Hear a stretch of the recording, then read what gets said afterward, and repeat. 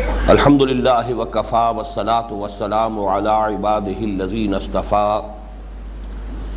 خصوصا علی افضلهم وخاتم النبیین محمد الامین وعلی آلہ وصحبہ اجمعین اما بعد فقد قال اللہ تبارک وتعالی کما ورد فی سورة البقرہ اعوذ باللہ من الشیطان الرجیم بسم اللہ الرحمن الرحیم وقالوا لن تمسنا النار إلا أياما معدودة قل اتخذتم عند الله عهدا فلن يخلف الله عهده أم تقولون على الله ما لا تعلمون بلى من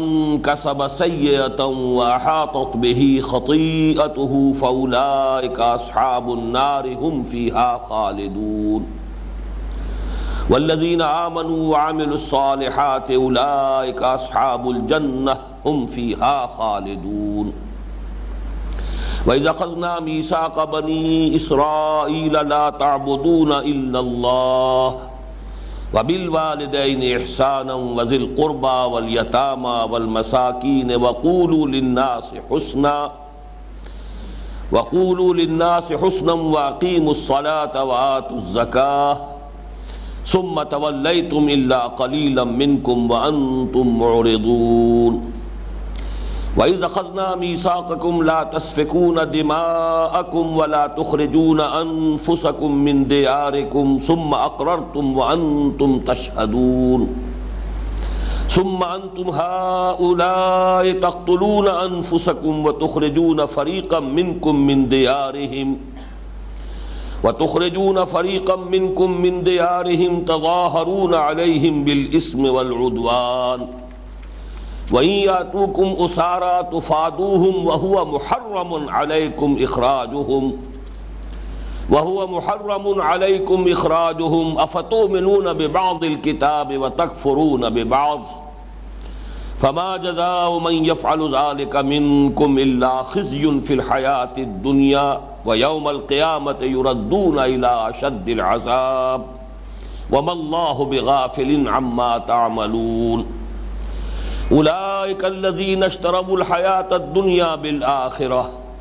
فَلَا يُخَفَّفُ عَنْهُمُ الْعَذَابُ وَلَا هُمْ يُنصَرُونَ صدق اللہ العظیم رب اشرح لي صدری ويسر لي امری واحلل عقدۃ من لسانی یفقہوا قولی اللہم ربنا الہمنا رشدنا واعذنا من شرور انفسنا اللہم ارنا الحق حقا وارزقنا اتباعہ وارنا الباطل باطلا وارزقنا اجتنابہ اللہم وفقنا لما تحب وترضى آمین یا رب العالمین۔ سورہ بقرہ میں بنی اسرائیل کے ساتھ جو خطاب 8ویں رکوع سے شروع ہو کر اور 15ویں رکوع کے آغاز تک جاری ہے، ویسے تو یہ خطاب آپ کو معلوم ہے کہ 5ویں رکوع سے شروع ہوا ہے، لیکن پہلا رکوع دعوت پر مشتمل ہے، پھر 6واں اور 7واں 2 رکوع صرف واقعات ان کی تاریخ کے جن میں اللہ تعالیٰ نے اپنے احسانات کا تذکرہ فرمایا اور ان کی احسان فراموشی، احسان ناشناسی، ناہنجاری عملی طور پر جو ہوتی رہی، اس کے تذکرے سے گویا کہ کنکلوڈ کر دیا فَضُرِبَتْ عَلَيْهِمُ الذِّلَّةُ وَالْمَسْكَنَةُ وَبَاءُوا بِغَضَبٍ مِّنَ اللَّهِ کہ اپنے اس طرز عمل کے باعث وہ اللہ تعالیٰ کے غضب کے مستحق قرار پائے۔ اس کے بعد سے نیا سلسلہ مضمون ہے کہ جو 8ویں رکوع سے شروع ہوتا ہے اور اب تا اختتام چلے گا 15ویں رکوع کے آغاز تک۔ اس کا رنگ جو ہے وہ میں عرض کر چکا ہوں کہ اگرچہ اس میں بھی تنقید ہے بنی اسرائیل پر، لیکن اس طور سے ہے کہ صرف واقعات کا تذکرہ نہیں ہے بلکہ جنرلائز بھی کیا گیا ہے، اور زیادہ تر وہ چیزیں یہاں سامنے آ رہی ہیں یکے بعد دیگرے کہ جو امت مسلمہ میں بھی بعین ہی پیدا ہوئی ہیں، خواہ وہ اعتقادی گمراہیوں کے قبیل سے ہو اور خواہ عملی گمراہیوں کے قبیل سے ہو۔ یہ گویا کہ پیشگی تنبیہ ہے امت مسلمہ کو، امت محمد کو صلی اللہ علیہ وسلم، کہ کسی بھی مسلمان امت میں جب وہ زوال سے دوچار ہو جائے وہ جو علامہ اقبال کا کہ الفاظ زوال علم و عرفاں، نہ ہو نومید نومیدی زوال علم و عرفاں ہے۔ جب علم اور عرفان، اللہ کی معرفت، اللہ پر یقین، آخرت کا یقین، جب اس میں اضمحلال ہوتا ہے تو ظاہر بات ہے کہ پھر ہر طرح کی اخلاقی اور اعتقادی اور نظری اور فکری اور عملی گمراہیاں جو ہیں انسان میں پیدا ہو جاتی ہیں۔ تو جب کسی مسلمان امت میں یہ زوال پیدا ہوتا ہے تو اس کے مظاہر کیا ہوتے ہیں، اس کے آثار کیا ہوتے ہیں، وہ کس قسم کے غلط عقیدوں کی قائل ہو جاتی ہے، کس قسم کے امانی جو ہیں وہ اس کے دلوں میں گھر کر لیتے ہیں، شریعت کے ساتھ ان کا طرز عمل کیا ہوتا ہے، یہ ہے اصل میں وہ باتیں کہ جو آ رہی ہیں۔ اور جیسا کہ میں نے عرض کیا، اگرچہ حوالہ بنی اسرائیل کا ہے، ان کے تاریخ کے دوران جو بھی یہ اعتقادی اور نظری اور فکری اور عملی اور اخلاقی خرابیاں پیدا ہوئی، لیکن یہ کہ ساتھ ہی پھر جنرلائز کر کے جن کو کہا جائے یونیورسل ٹروتھس، وہ حقائق کے جو ابدی ہیں، پھر ان کی اننسیشن اور ان کو بھی بڑے ہی واضح الفاظ کے اندر بیان کیا گیا ہے۔ اس میں جو 9ویں رکوع کے آخر میں مضمون آیا، وَقَالُوا لَن تَمَسَّنَا النَّارُ إِلَّا أَيَّامًا مَّعْدُودَةً، انہیں یہ زوم ہو گیا، انہیں یہ خیال ہو گیا، انہوں نے یہ من گھڑت عقیدہ ایجاد کر لیا کہ ہمیں تو آگ چھو ہی نہیں سکتی مگر گنتی کے چند دن۔ یعنی یہ کہ قیامت کے محاسبے میں ہمارے ساتھ پریفرنشل ٹریٹمنٹ ہوگا، چونکہ ہم موسیٰ کی امت ہیں، ہم اہل کتاب ہیں، ہم ابراہیم کی ذریت ہیں، کئی نسبتیں ہماری ایسی ہیں کہ جس کے بنا پر ہمارے ساتھ وہ معاملہ نہیں ہوگا جو بقیہ پوری نوع انسانی سے ہوگا۔ اللہ کے ہاں تولنے کے باٹ علیحدہ ہوں گے، ان کے لیے علیحدہ معیار ہوگا، ہمارے لیے علیحدہ معیار ہوگا۔ ان کے لیے خلود فی النار ہے، لیکن ہم نے بہت گناہ بھی کر لیے، تب بھی بہرحال یہ ہے کہ ہمارے ساتھ معاملہ وہ نہیں ہوگا، ہم آگ میں ہمیشہ تو رہ ہی نہیں سکتے، بلکہ جیسا کہ میں حوالوں سے بیان کر چکا ہوں کہ جو تالمود کے مختلف حوالے ہیں، ان کے حوالے سے تو ان کا عقیدہ یہ تھا کہ آگ ہمیں چھو ہی نہیں سکتی، بلکہ ایک عقیدہ یہ تھا کہ جہنم کے دروازے پر حضرت ابراہیم بیٹھے ہوں گے اور کسی بھی مختون اسرائیلی کو داخل ہونے ہی نہیں دیں گے۔ تو یہ ان کے ہاں قائد جو ہمارے ہاں بھی ہے، تو وہ تو وہیں پر گویا کہ حضرت ابراہیم علیہ السلام کی ذریت میں سے چونکہ ہے، اور ان کی سنت جو ہے ختنہ، اس پر چونکہ انہوں نے عمل کیا ہے، تو کوئی مختون اسرائیلی جہنم میں داخل کیا ہی نہیں جا سکے گا، اس لیے کہ دروازے پر حضرت ابراہیم بیٹھے ہوں گے ان کو بچانے کے لیے۔ زیادہ سے زیادہ عام خلق خدا کی آنکھوں میں دھول جھونکنے کے لیے اگر ہمیں کہیں، تاکہ الزام نہ آئے اللہ تعالیٰ کی صفت عدل پر، اگر ہمیں جہنم میں ڈال بھی دیا گیا تو گنتی کے چند دن۔ اس میں اگرچہ روایات تو میں آپ سے عرض کر چکا ہوں کہ وہ 40 دن کی بھی ہے، اس لیے کہ 40 روز تک وہ جو بچھڑے کی پرستش ان کے ہاں ہوتی رہی تھی، تو انہوں نے مانا کہ ہاں یہ ہمارا اتنا بڑا جرم تھا کہ اس کے نتیجے میں کسی اسرائیلی کے لیے اتنی مدت تک جہنم کے اندر رہنا جو ہے وہ گویا کہ اس کا امکان پیدا ہو گیا۔ لیکن یہ کہ اکثر جو ان کا خیال ہے وہ چند دن، اور یہاں پر بھی چونکہ میں آپ کے سامنے عرض کر چکا ہوں کہ سورہ آل عمران میں اس آیت مبارکہ کا جو مثنیٰ آیا ہے اس میں معدودہ کی بجائے لفظ آیا ہے معدودات، اور یہ اصول جو ہے بارہا ہمارے سامنے آ چکا ہے، القرآن یفسر بعضہ بعضا۔ یہ جو سورہ آل عمران کی آیت نمبر 24 ہے، اس میں فرمایا گیا کہ یہ ان لوگوں کا یہ طرز عمل، الم تر الی الذین اوتوا نصیبا من الکتاب یدعون الی کتاب اللہ لیحکم بینہم ثم یتولی فریق منہم وہم معرضون، کیا تم دیکھتے نہیں اہل کتاب کے گروہ کو کہ انہیں بلایا جاتا ہے اللہ کی کتاب کی جانب کہ وہ ان کے مابین فیصلہ کریں، لیکن یہ کہ وہ اعراض کرتے ہیں، منہ موڑ لیتے ہیں، حالانکہ کتاب پر ایمان کے مدعی ہیں، لیکن کتاب پر ایمان کے دعوے کے باوجود اس سے اعراض اور اس کے مطابق فیصلے پر راضی نہ ہونا، یہ کیوں ہو گیا؟ بہت بڑا سوال ہے۔ اس کی توجیہ اگلی آیت میں فرمائی گئی، آیت نمبر 24 میں، ذالک بانہم قالوا لن تمسنا النار الا ایاما معدودات، یہ معجزہ یا یہ عجوبہ اس لیے ہو گیا کہ مانتے بھی ہیں اور سب کچھ کتاب کے اوپر ایمان کا دعویٰ بھی کرتے ہیں، لیکن کتاب کو حکم ماننے کے لیے تیار نہیں، کتاب کے فیصلے کو قبول کرنے کے لیے تیار نہیں۔ یہ دو عملی یا یہ تضاد یا یہ تناقض یا یہ منافقت ان کی کیوں پیدا ہوئی؟ اس لیے کہ انہوں نے خیال جو ہے اپنے دل میں پکا لیا ہے، ذالک بانہم قالوا لن تمسنا النار الا ایاما معدودات وغرہم فی دینہم ما کانوا یفترون، یہ جو افتراء انہوں نے کیا ہے، من گھڑت خیالات کو جو عقائد کی شکل دے لی ہے، اس کی وجہ سے انہیں ان چیزوں نے ان کے دین میں دھوکہ دیا ہے۔ یہاں لفظ معدودات آیا ہے سورہ بقرہ کی اس آیت میں، معدودات جمع قلت ہے، اور اس کا اطلاق ہوتا ہے 3 سے لے کے 9 تک پر۔ تو یہی جو ہے زیادہ ان کا عقیدہ بھی ہے، تالمود کے مختلف حوالوں سے معلوم ہوتا ہے کہ بس گنتی کے چند دن سے مراد یہ ہے، زیادہ سے زیادہ 9 دن تو ہمیں جہنم میں رکھا جا سکے گا، باقی اس کے بعد ہم نکال لیے جائیں گے۔ اللہ تعالیٰ کا تبصرہ اس پر کیا آیا؟ قُلْ اتَّخَذْتُمْ عِندَ اللَّهِ عَهْدًا فَلَن يُخْلِفَ اللَّهُ عَهْدَهُ۔ اے نبی ان سے کہیے کیا تم نے اللہ سے کوئی عہد لے لیا ہے کہ اب تمہیں یقین ہے کہ اللہ اپنے عہد کی خلاف ورزی نہیں کرے گا؟ ام تقولون علی اللہ ما لا تعلمون، یا یہ کہ تم اللہ کی طرف منسوب کر رہے ہو وہ چیزیں کہ جس کے لیے تمہارے پاس کوئی بنیاد نہیں، کوئی دلیل نہیں۔ قول کے بعد جب اعلیٰ کا صلہ آ جائے تو اس کے معنی ہوتے ہیں کہ کوئی بات کسی کی طرف غلط طور پر منسوب کر دینا۔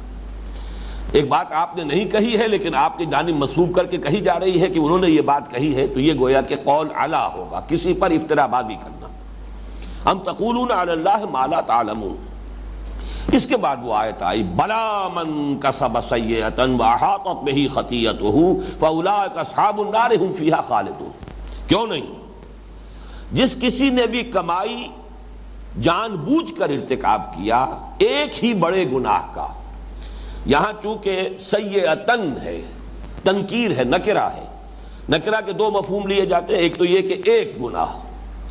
کتابن ایک کتاب، کوئی کتاب، اور الکتاب وہ پھر معین کتاب ہو جائے گی، یا یہ کہ اس میں حشر کا مفہوم بھی ہو سکتا ہے، وہ جو ہے جمع کا بھی مفہوم دے سکتا ہے، الف لام اگر داخل ہو جائے، لیکن یہ کہ یہاں پر جب آئے گا نکرہ میں تو ایک، اور اس میں تفخیم کا پہلو بھی ہوتا ہے کہ بڑا گناہ، صغیرہ نہیں، کبیرہ گناہ۔ جس کسی شخص نے جان بوجھ کر متعمدن اگر ایک بھی کبیرہ گناہ کا ارتکاب کیا، وَأَحَاطَتْ بِهِ خَطِيئَتُهُ، اور اس کی خطا نے، اس کے گناہ نے اس کا احاطہ کر لیا، یہ ہے اصل میں لفظ جس پر غور کرنے کی ضرورت ہے۔ اور اسی پر پھر مفسرین نے، چاہے وہ متقدمین میں سے ہیں یا متاخرین میں سے ہیں، اس پر پوری توجہ کی ہے کہ یہ جو احاطہ ہے، اس سے مراد یہ ہے کہ گناہ جو ہے وہ اس انسان کو اس طور سے اپنے گھیرے میں لے لے کہ پھر دل میں ایمان کی کوئی رمق باقی نہ رہے، اس لیے کہ ایمان جو ہے وہ خود ایک بہت بڑی نیکی ہے، بہت بڑا نیک عمل ہے۔ اگر ایمان قلب میں موجود رہتا ہے تو پھر احاطہ کا جو ہے تقاضا پورا نہیں ہوتا۔ اس سے یہ بات نکلی کہ اگر قلب میں ایمان موجود ہے تو پھر اس صورت میں اس آیت مبارکہ کا اطلاق نہیں ہوگا، بلا من کسب سیئۃ واحاطت بہ خطیئتہ فاولئک اصحاب النار۔ ہاں جس پر کہ وہ گناہ اس درجے مستولی ہو جائے، اس کی خطا، اس کی گناہ گاری اتنا اس کا گھیراؤ کر لے کہ پھر اس کے دل میں ایمان کی رمق بھی نہ رہے، تو اس کے لیے فرمایا ہے فاولئک اصحاب النار هم فیہا خالدون، وہ آگ والے ہیں اور اس میں ہمیشہ ہمیشہ رہیں گے۔ اس کی طرف میں چاہتا ہوں کہ ذرا آپ تفصیل سے بات کو سمجھ لیں۔ چنانچہ اس کے بارے میں ہمارے متقدمین کا قول بھی یہی ہے، حضرت ابن عباس کا قول جو ہے، حضرت مجاہد جو تابعین میں سے انہوں نے نقل فرمایا ہے، السیئۃ الکفر والشرک، قال ابن عباس۔ حضرت عبداللہ ابن عباس رضی اللہ تعالی عنہما کا قول کیا ہے کہ یہاں سیئہ سے مراد کفر اور شرک ہے۔ اسی طریقے سے معالم التنزیل میں واحدی سے یہ الفاظ نقل کیے گئے ہیں، المؤمنون لا يدخلون فی حکم هذه الآیہ، مومن اس آیت کے حکم میں داخل نہیں ہو سکتا جو صاحب ایمان ہو۔ پھر اس پر خاص طور پر جو مختلف ہمارے مفسرین نے اس پہ جو حواشی درج کیے ہیں، ان میں سے مثلاً میں مولانا عبدالماجد دریابادی کا حاشیہ آپ کو سنا رہا ہوں کہ بعض اہل باطل یعنی معتزلہ اور خوارج وغیرہ نے اس آیت سے مومن عاصی کی عدم مغفوریت پر استدلال کرنا چاہا ہے جو باطل ہے۔ یہ ہے اصل میں ایک بہت بڑا مسئلہ جس پر تفصیلی گفتگو تو میں اپنے ان خطبات میں کر چکا ہوں جو حقیقت ایمان کے موضوع پر میں نے دیے تھے غالباً 2 یا 3 سال قبل، لیکن چونکہ اب یہ آیت مبارکہ اس زیر درس آئی ہے تو اس کے بارے میں کچھ باتیں میں چاہتا ہوں کہ یہاں بھی دوبارہ دہرا دوں۔ اصل میں علماء کرام کو چونکہ یہ احتیاط ملحوظ رہتی ہے کہ کہیں مومن کے بارے میں یہ مغالطہ نہ ہو جائے۔ عقیدہ یہ ہے، اور میں بھی اس کا قائل ہوں، کہ اگر کسی شخص کے دل میں ایمان کی کوئی رمق ہے کسی درجے میں بھی ایمان ہے،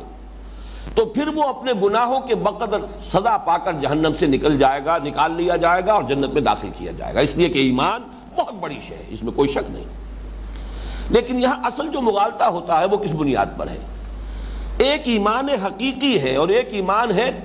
قانونی اور ظاہری۔ ایک شخص کافر ہے، کھلم کھلا انکار کر رہا ہے، وہ تو کھلم کھلا کافر ہے، لیکن یہ کہ ایک شخص دعویٰ ایمان کا کر رہا ہے، قانوناً مسلمان ہے، اور اس اعتبار سے قانونی ایمان کا اطلاق بھی اس پر ہو جاتا ہے، لیکن دل میں ایمان غائب ہو چکا، دل سے ایمان رخصت ہو چکا، دل سے ایمان زائل ہو چکا۔ اس کیفیت کو اگر اس امکان کو سامنے نہیں رکھا جائے گا تو ان آیات کے اندر جو تنبیہ کا پہلو ہے، انذار کا پہلو ہے، جس سے کہ انسان اپنی اصلاح پر متوجہ ہو سکتا ہے، جس سے اسے جھڑجھڑی آئے، جس سے اس پر کوئی تشویش اور فکر جو ہے اسے لاحق ہو جائے، وہ سارے اثرات زائل ہو جاتے ہیں۔ اس لیے کہ یہ بات اصل میں سمجھ لینی چاہیے کہ ہو سکتا ہے ایک شخص جو ہے وہ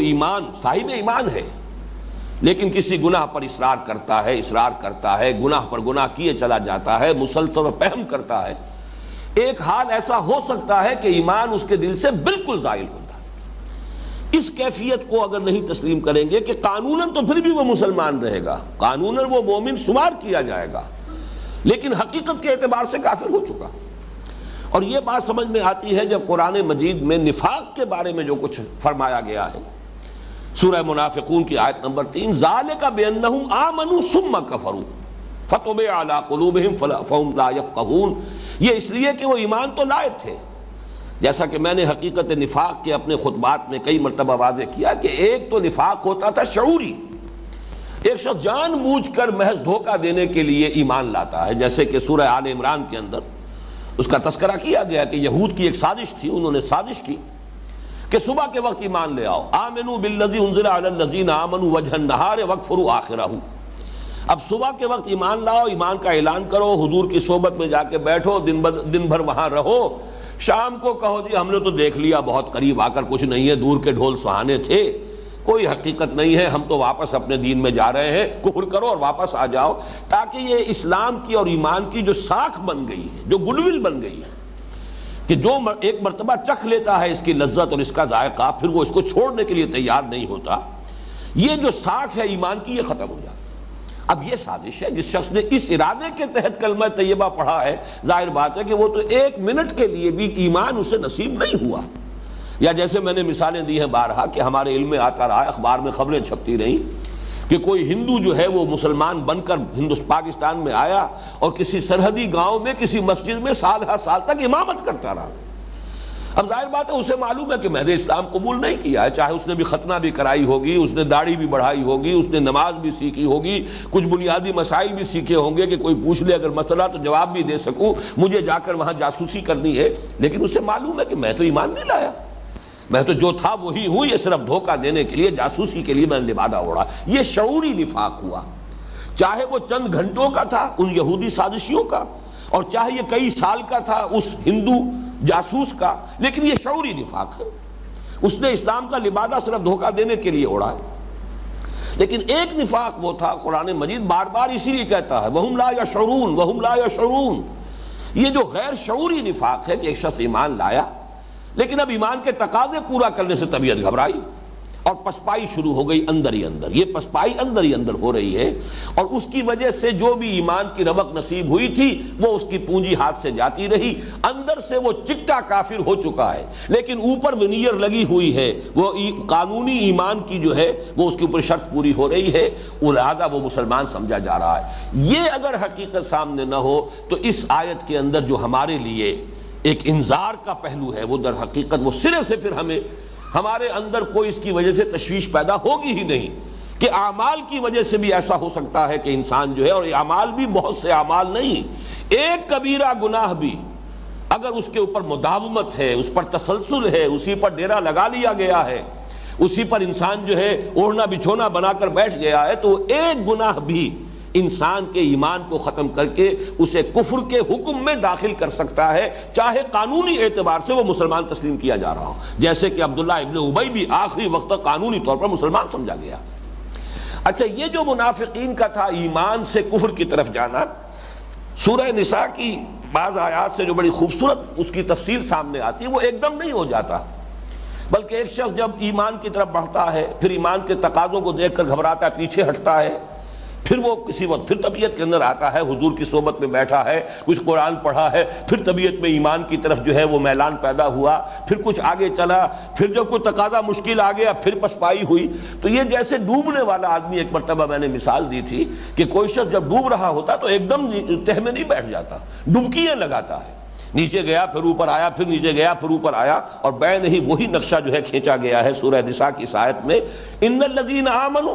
ثم کفروا ثم آمنوا ثم کفروا ثم ازدادوا کفرا لم یکن اللہ لیغفر لهم ولا لیہدیہم سبیلا بشر المنافقین بان لهم عذابا الیما۔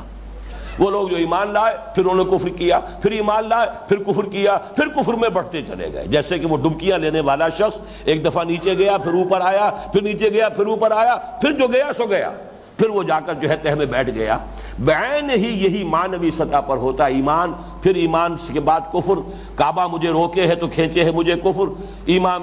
مجھے روکے ہے تو کھینچے ہے مجھے کفر، کعبہ میرے پیچھے ہے کلیسا میرے آگے، اسی تذبذب میں مذبذبین بین ذالک لا الہ الا ولا الہ الا، یہ کیفیت رہتی ہے کچھ عرصے، اس کے بعد آدمی جو ہے اس کفر کے اوپر، لیکن کفر معنوی، کفر حقیقی، کفر باطنی، کفر قانونی نہیں، قانونی طور پر پھر بھی مسلمان ہے۔ اس حقیقت کو سمجھ لیجئے تو پھر یہ آیات، لیکن چونکہ علماء کرام کو وہ جو اہل سنت کا اجماعی عقیدہ ہے اس کی حفاظت کرنی ہے، معتزلہ کے مقابلے میں اور خوارج کے مقابلے میں، چونکہ خوارج نے بہت بڑی گمراہی کا ارتکاب کیا کہ کبیرہ گناہ جس نے کیا وہ کافر ہو گیا، مرتد ہو گیا، جب مرتد ہو گیا واجب القتل ہے، اس کی جان اور خون بھی مباح، اس کا مال بھی مباح، اس کی عورت بھی جو ہے گویا کنیز کی حیثیت سے اب آپ اپنے گھر میں ڈال لیجئے، سب کچھ ہو گیا، وہ کافر ہو گیا اس لیے کہ اس نے کبیرہ گناہ کا ارتکاب کیا۔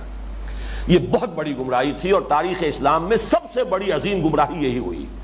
تو اس سے گھبراتے ہیں علماء اسلام کہ کہیں کسی کے ذہن میں اس قسم کی انتہا پسندی اور مغالطہ پیدا نہ ہو جائے۔ اسی طریقے سے معتزلہ نے ایک من گھڑت شکل بنا لی ہے، منزلۃ بین المنزلتین، کہ ایک شخص نہ مسلمان ہے نہ کافر ہے تو کیا ہے بھائی؟ یہ بھی میں اس کی حقیقت پوری بیان کر چکا ہوں، میرے ان خطبات کے کیسٹس موجود ہیں، ان کو لے کر سنیے۔ حقیقت میں یہ گمراہیاں جو ہیں ان سے بچانے کے لیے اس قسم کی آیات کی جب تعویل کی جاتی ہے تو اس میں در حقیقت بات وہ اس نتیجہ یہ نکلتا ہے کہ پھر تاثیر ختم ہو جاتی ہے ان آیات کے اندر، پھر لوگوں کو لرزہ طاری کرنے والی جو ایک کیفیت ہے وہ ان کے اندر باقی نہیں رہتی۔ میں مثال آپ کے سامنے رکھ رہا ہوں اسی آیت مبارکہ پر، اب میں یہ باقی اور لوگوں کے حوالے نہیں دے رہا۔ آپ کو معلوم ہے کہ جو دیوبندی مکتب فکر کے مفسرین ہیں، علماء ہیں، ایک خصوصی ان کے ساتھ ایک بہرحال ایک ذہنی مناسبت ہے مجھے، اور خاص طور پر حضرت شیخ الہند کے بارے میں تو میرا قول ہے، میرا خیال ہے، بلکہ مجھے یقین کی حد تک ہے کہ 14ویں صدی ہجری کے سب سے بڑے مجدد اعظم حضرت شیخ محمود الحسن، وہ میرے نزدیک شیخ الہند جن کو کہا جاتا ہے، وہ مجدد اعظم تھے 14ویں صدی ہجری کی۔ تو یہ میرے دل میں ان کا مقام ہے، قدر و قیمت ہے ان کی میری نگاہوں میں، لیکن اس کے باوجود وہاں جہاں اختلاف کی بات ہے وہ میں اپنا اظہار اختلاف کر رہا ہوں۔ چنانچہ اس آیت کے بارے میں مولانا تھانوی نے لکھا، کیوں نہیں جو شخص قصداً بری باتیں کرتا رہے اس کو اس کی خطا اور قصور اس طرح احاطہ کر لے کہ کہیں نیکی کا اثر تک نہ رہے، سو ایسے لوگ اہل دوزخی ہوں گے اور وہ اس میں ہمیشہ ہمیش رہیں گے۔ شیخ الہند لکھ رہے ہیں، گناہ کسی کا احاطہ کر لیں اس کا یہ مطلب ہے کہ گناہ اس پر ایسا غلبہ کر لیں کہ کوئی جانب ایسی نہ ہو کہ گناہ کا غلبہ نہ ہو، حتیٰ کہ دل میں ایمان و تصدیق بھی باقی نہ رہے۔ اگر دل میں ایمان و تصدیق بھی ہوگی تو احاطہ مذکور محقق نہ ہوگا، تو اب کافر ہی پر اس کا اطلاق اور کافر ہی پر یہ صورت صادق آ سکتی ہے۔ یہ حاشیہ جو پڑھے گا یہاں کافر کو اس معروف معنی میں لے گا، ہندو کافر ہے، سکھ کافر ہے، عیسائی کافر ہے، یہودی کافر ہے، ہم تو کافر نہیں ہیں، لہذا ہم پر اس آیت کا اطلاق ہو ہی نہیں سکتا۔ یہ وہ چیز ہے کہ جس کی بنا پر اس آیت کو آپ پڑھیں گے اور کوئی آپ کے دل پر بھی لرزہ طاری نہیں ہوگا، کوئی آپ کو تشویش لاحق نہیں ہوگی، اس لیے کہ یہاں پر اس قانونی اور حقیقی کفر کی جب تک کہ وضاحت نہ کی جائے تو وہ بات جو ہے پھر بہت ہی ایک جھوٹی تسلی دینے والی انسان کے لیے ہو جائے گی، حالانکہ مانتے ہیں علماء کرام اس حقیقت کو تسلیم کرتے ہیں، المعاصی برید الکفر، گناہ جو ہے وہ کفر ہی کے پیغام ہے. آپ نے گناہ کیا ہے تو گویا کہ کفر کا اثر آپ کے دل پر ہو گیا ہے، پھر گناہ کیا ہے پھر اور اثر ہو گیا، پھر گناہ کیا پھر اور اثر ہو گیا ہے. متعدد ایسی روایات موجود ہیں جن میں سے ایک روایت کا تو متن بھی میں لے کر آیا ہوں. یہ حضرت ابو ہریرہ رضی اللہ تعالیٰ عنہ سے یہ روایت مروی ہے. احمد ابن حنبل نے بھی روایت کیا، امام ترمذی نے بھی روایت کیا، امام ابن ماجہ نے بھی روایت کیا. الفاظ یہ ہے کہ حضور نے فرمایا ان المؤمن اذا اذنب، اور ایک روایت میں اذنبا کے بعد ذنبن کا لفظ بھی ہے. یقیناً ایک مومن شخص جب گناہ کرتا ہے کوئی ایک گناہ، کانت نقطۃ سوداء فی قلبہ، تو وہ گناہ اس کے دل میں ایک سیاہ داغ بن جاتا ہے. فإن تاب واستغفر، پھر اگر اس نے توبہ کی اور استغفار کر لیا، ثقل قلبہ، تو دل جو ہے اس کا صاف ہو جاتا ہے، اس پر ثقل ہو جاتی ہے، پھر وہ سیاہ جو داغ ہے اس کا اثر زائل ہو جاتا ہے. وإن زادت، لیکن اگر گناہ ہی کرتا رہے، اضافہ کرتا رہے، تو یہ جو سیاہی ہے یہ بڑھتی رہتی ہے حتی تعلو قلبہ، یہاں تک کہ حتی تعلو قلبہ، اس کے پورے دل کے اوپر طاری ہو جاتی ہے. فذالک الران الذی ذکر اللہ تعالی کلا بل ران علی قلوبہم ما کانوا یکسبون، یہ ہے وہ رین، یہ زنگ جو دلوں پر آ جاتا ہے جس کا کہ ذکر اللہ تعالی نے سورہ مطففین کی اس آیت میں کیا ہے. ایک اور روایت میں الفاظ یہاں تک آئے ہیں کہ جب وہ گناہ کرتا رہتا ہے تو پورا دل سیاہ ہو جاتا ہے اور پھر وہ اس طرح بند ہو جاتا ہے اور اس کے اوپر مہر کر دی جاتی ہے. طبع اللہ علی قلوبہم، بین ہی وہ الفاظ ہیں جو سورہ منافقون کی آیت نمبر 3 میں آئے ہیں. ذالک بانہم آمنوا ثم کفروا فطبع علی قلوبہم فہم لا یفقہون. اور الفاظ یہ ہیں دوسری روایت کے، پھر اس میں کوئی خیر داخل ہو ہی نہیں سکتا، دل کے اوپر مہر لگ گئی، اب اس مہر کی وجہ سے اس دل کے اندر کوئی خیر داخل ہو ہی نہیں سکتا. یہ کیفیت جو ہے یہ کفر معنوی ہے بغیر کفر قانونی کے. اوپر سے ایک شخص مسلمان ہے، اگر ہم اس امکان کو سامنے رکھیں گے تو پھر یہ کہ ان آیات کے اندر ہمارے لیے تنبیہ کا پہلو ہے. یہ ساری آیات جیسا کہ میں نے عرض کیا ہے بنی اسرائیل ہی کی تاریخ بیان کرنے کے لیے نہیں ہے، یہ ہماری تعلیم کے لیے، ہماری تعدیب کے لیے، ہماری تنبیہ کے لیے، ہمیں پیشگی طور پر متنبہ کرنا مقصود ہے کہ مسلمانوں یہ کیفیت بھی ہو جاتی ہے، ہوئی ہے، تم اپنے آپ کو اس سے بچانے کی کوشش کرنا. میں ایک اور مثال دیتا ہوں آپ کی. اسی میرے نزدیک علماء کرام کی یہ جو احتیاط ہے اس کی وجہ تو سمجھ میں آتی ہے، لیکن اس احتیاط میں اتنا غلو ہو گیا ہے، اتنے آگے بڑھ گئے ہیں کہ ان آیات مبارکہ کی تاثیر ختم ہو گئی ہے کہ مسلمان پڑھتا ہوا نکل جائے گا اور اس کو کوئی تشویش لاحق نہیں ہوگی. اب اس کی مثال میں آپ کو دے رہا ہوں. خلود فی النار کے ضمن میں مسلمان کے لیے سورہ نساء کی ایک آیت میں بھی کہ اگر کوئی مسلمان کسی دوسرے مسلمان کو قتل کر دے تو اس کی دو شکلیں ہیں. ایک قتل خطا ہے، ارادہ نہیں تھا قتل کرنے کا، لیکن یہ کہ اس کے ہاتھوں کوئی شخص قتل ہو گیا، اس کے سلسلے میں کیا ہوگا، تفصیلی احکام دیے گئے ہیں. اگر وہ آزاد مسلمان ہے اور مسلمانوں کے اپنے معاشرے کا فرد ہے تو یہ کرنا پڑے گا. اگر وہ کسی ایسے قبیلے کا ہے جس سے کہ تمہاری دشمنی ہے، کافر قبیلے سے تعلق رکھتا ہے تو یہ شکل ہوگی. مختلف صورتوں میں اس کے تفصیلی احکام دیے گئے، لیکن وہ ہے قتل خطا کے. قتل عمد پہ جو آیت آئی ہے وہ یہ ہے وَمَن يَقْتُلْ مُؤْمِنًا مُتَعَمِّدًا فَجَزَاؤُهُ جَهَنَّمُ خَالِدًا فِيهَا وَغَضِبَ اللَّهُ عَلَيْهِ وَلَعَنَهُ وَأَعَدَّ لَهُ عَذَابًا عَظِيمًا.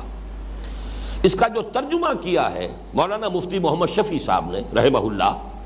وہ دیکھیے کس قدر صاف ہے، کتنا بالکل کلیئر ہے کہ جس میں کوئی اشتباہ نہیں. ترجمہ کیا ہے، اور جو کوئی قتل کرے مسلمان کو جان کر تو اس کی سزا دوزخ ہے،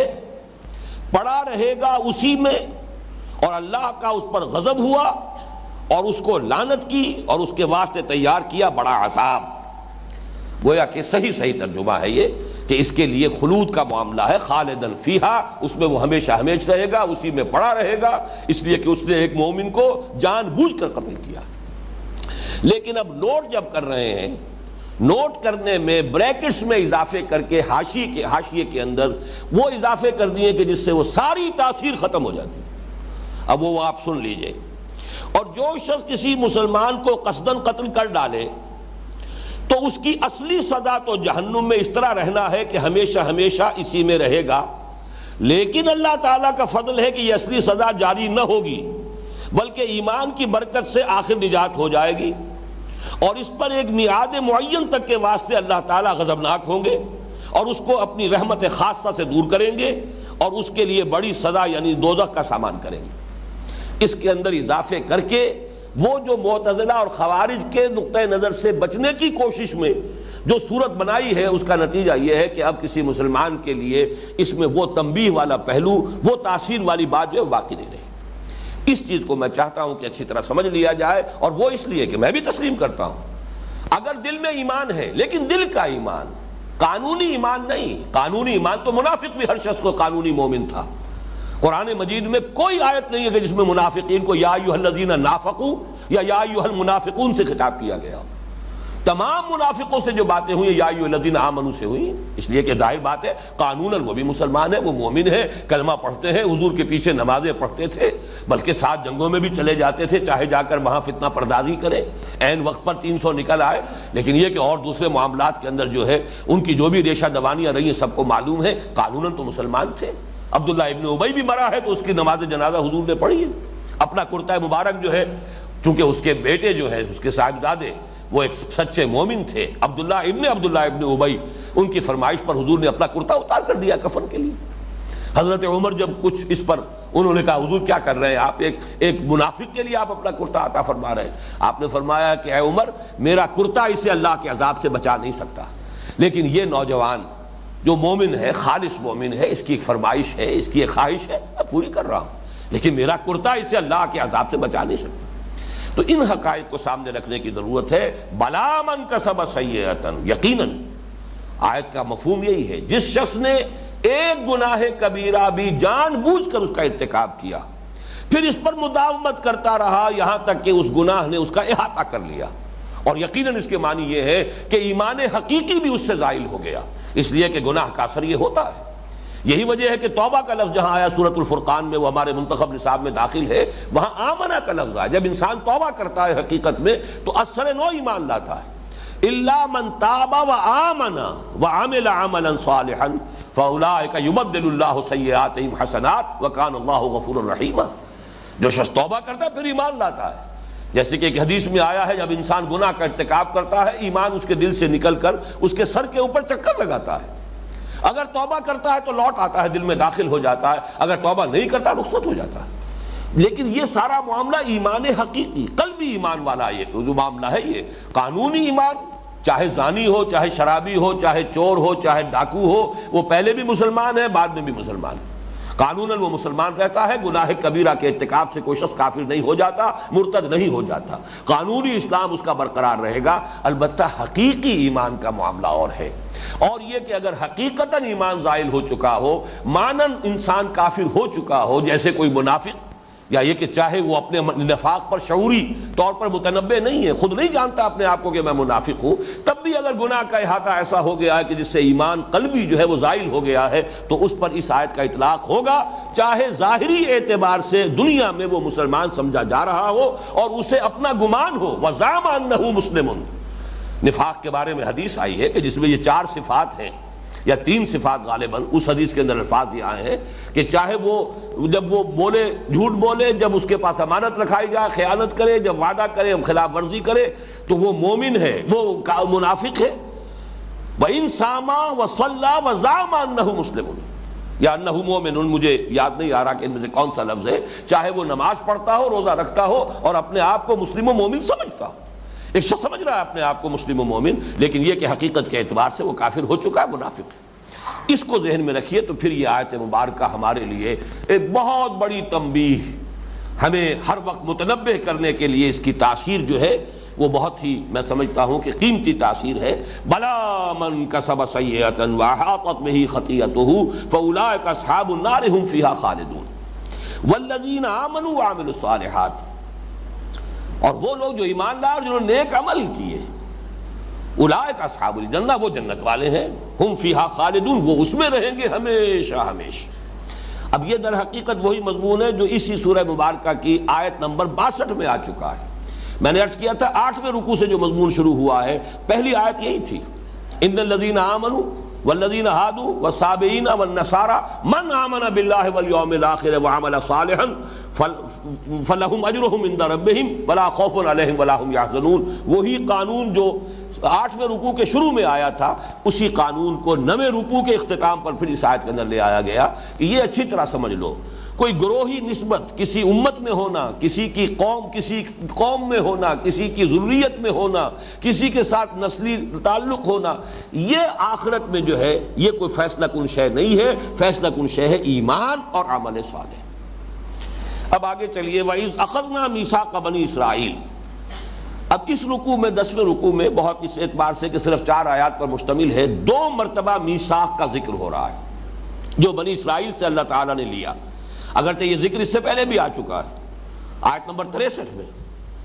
وَإِذْ أَخَذْنَا مِيثَاقَكُمْ وَرَفَعْنَا فَوْقَكُمُ الطُّورَ، وہاں ہم یہ پڑھ چکے ہیں۔ اب یہاں وہ میثاق کیا تھا،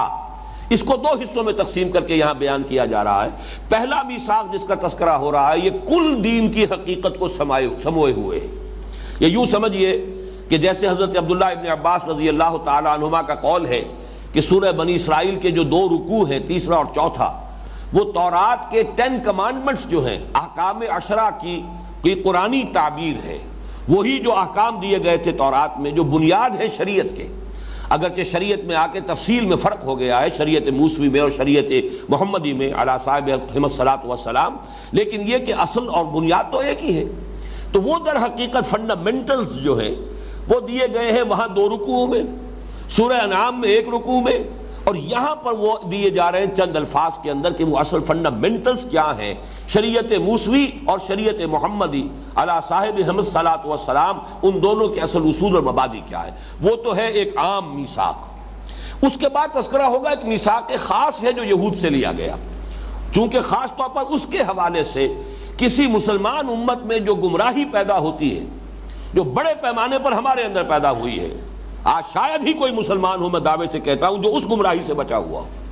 اس قدر یونیورسل گمراہی ہے، اس گمراہی کو بیان کرنا مقصود ہے، لہذا اس حصے کو علیحدہ کیا ہے اس کو ایمفیسائز کرنے کے لیے۔ پہلا حصہ کیا ہے، وَإِذْ أَخَذْنَا مِيثَاقَ بَنِي اسرائیل، اور یاد کرو جب کہ ہم نے لیا تھا عہد بنی اسرائیل سے، وہ عہد کن امور پر مشتمل تھا؟ لا تعبدون الا اللہ، پہلی بات نہیں بندگی کرو گے اللہ کے سوا کسی کی۔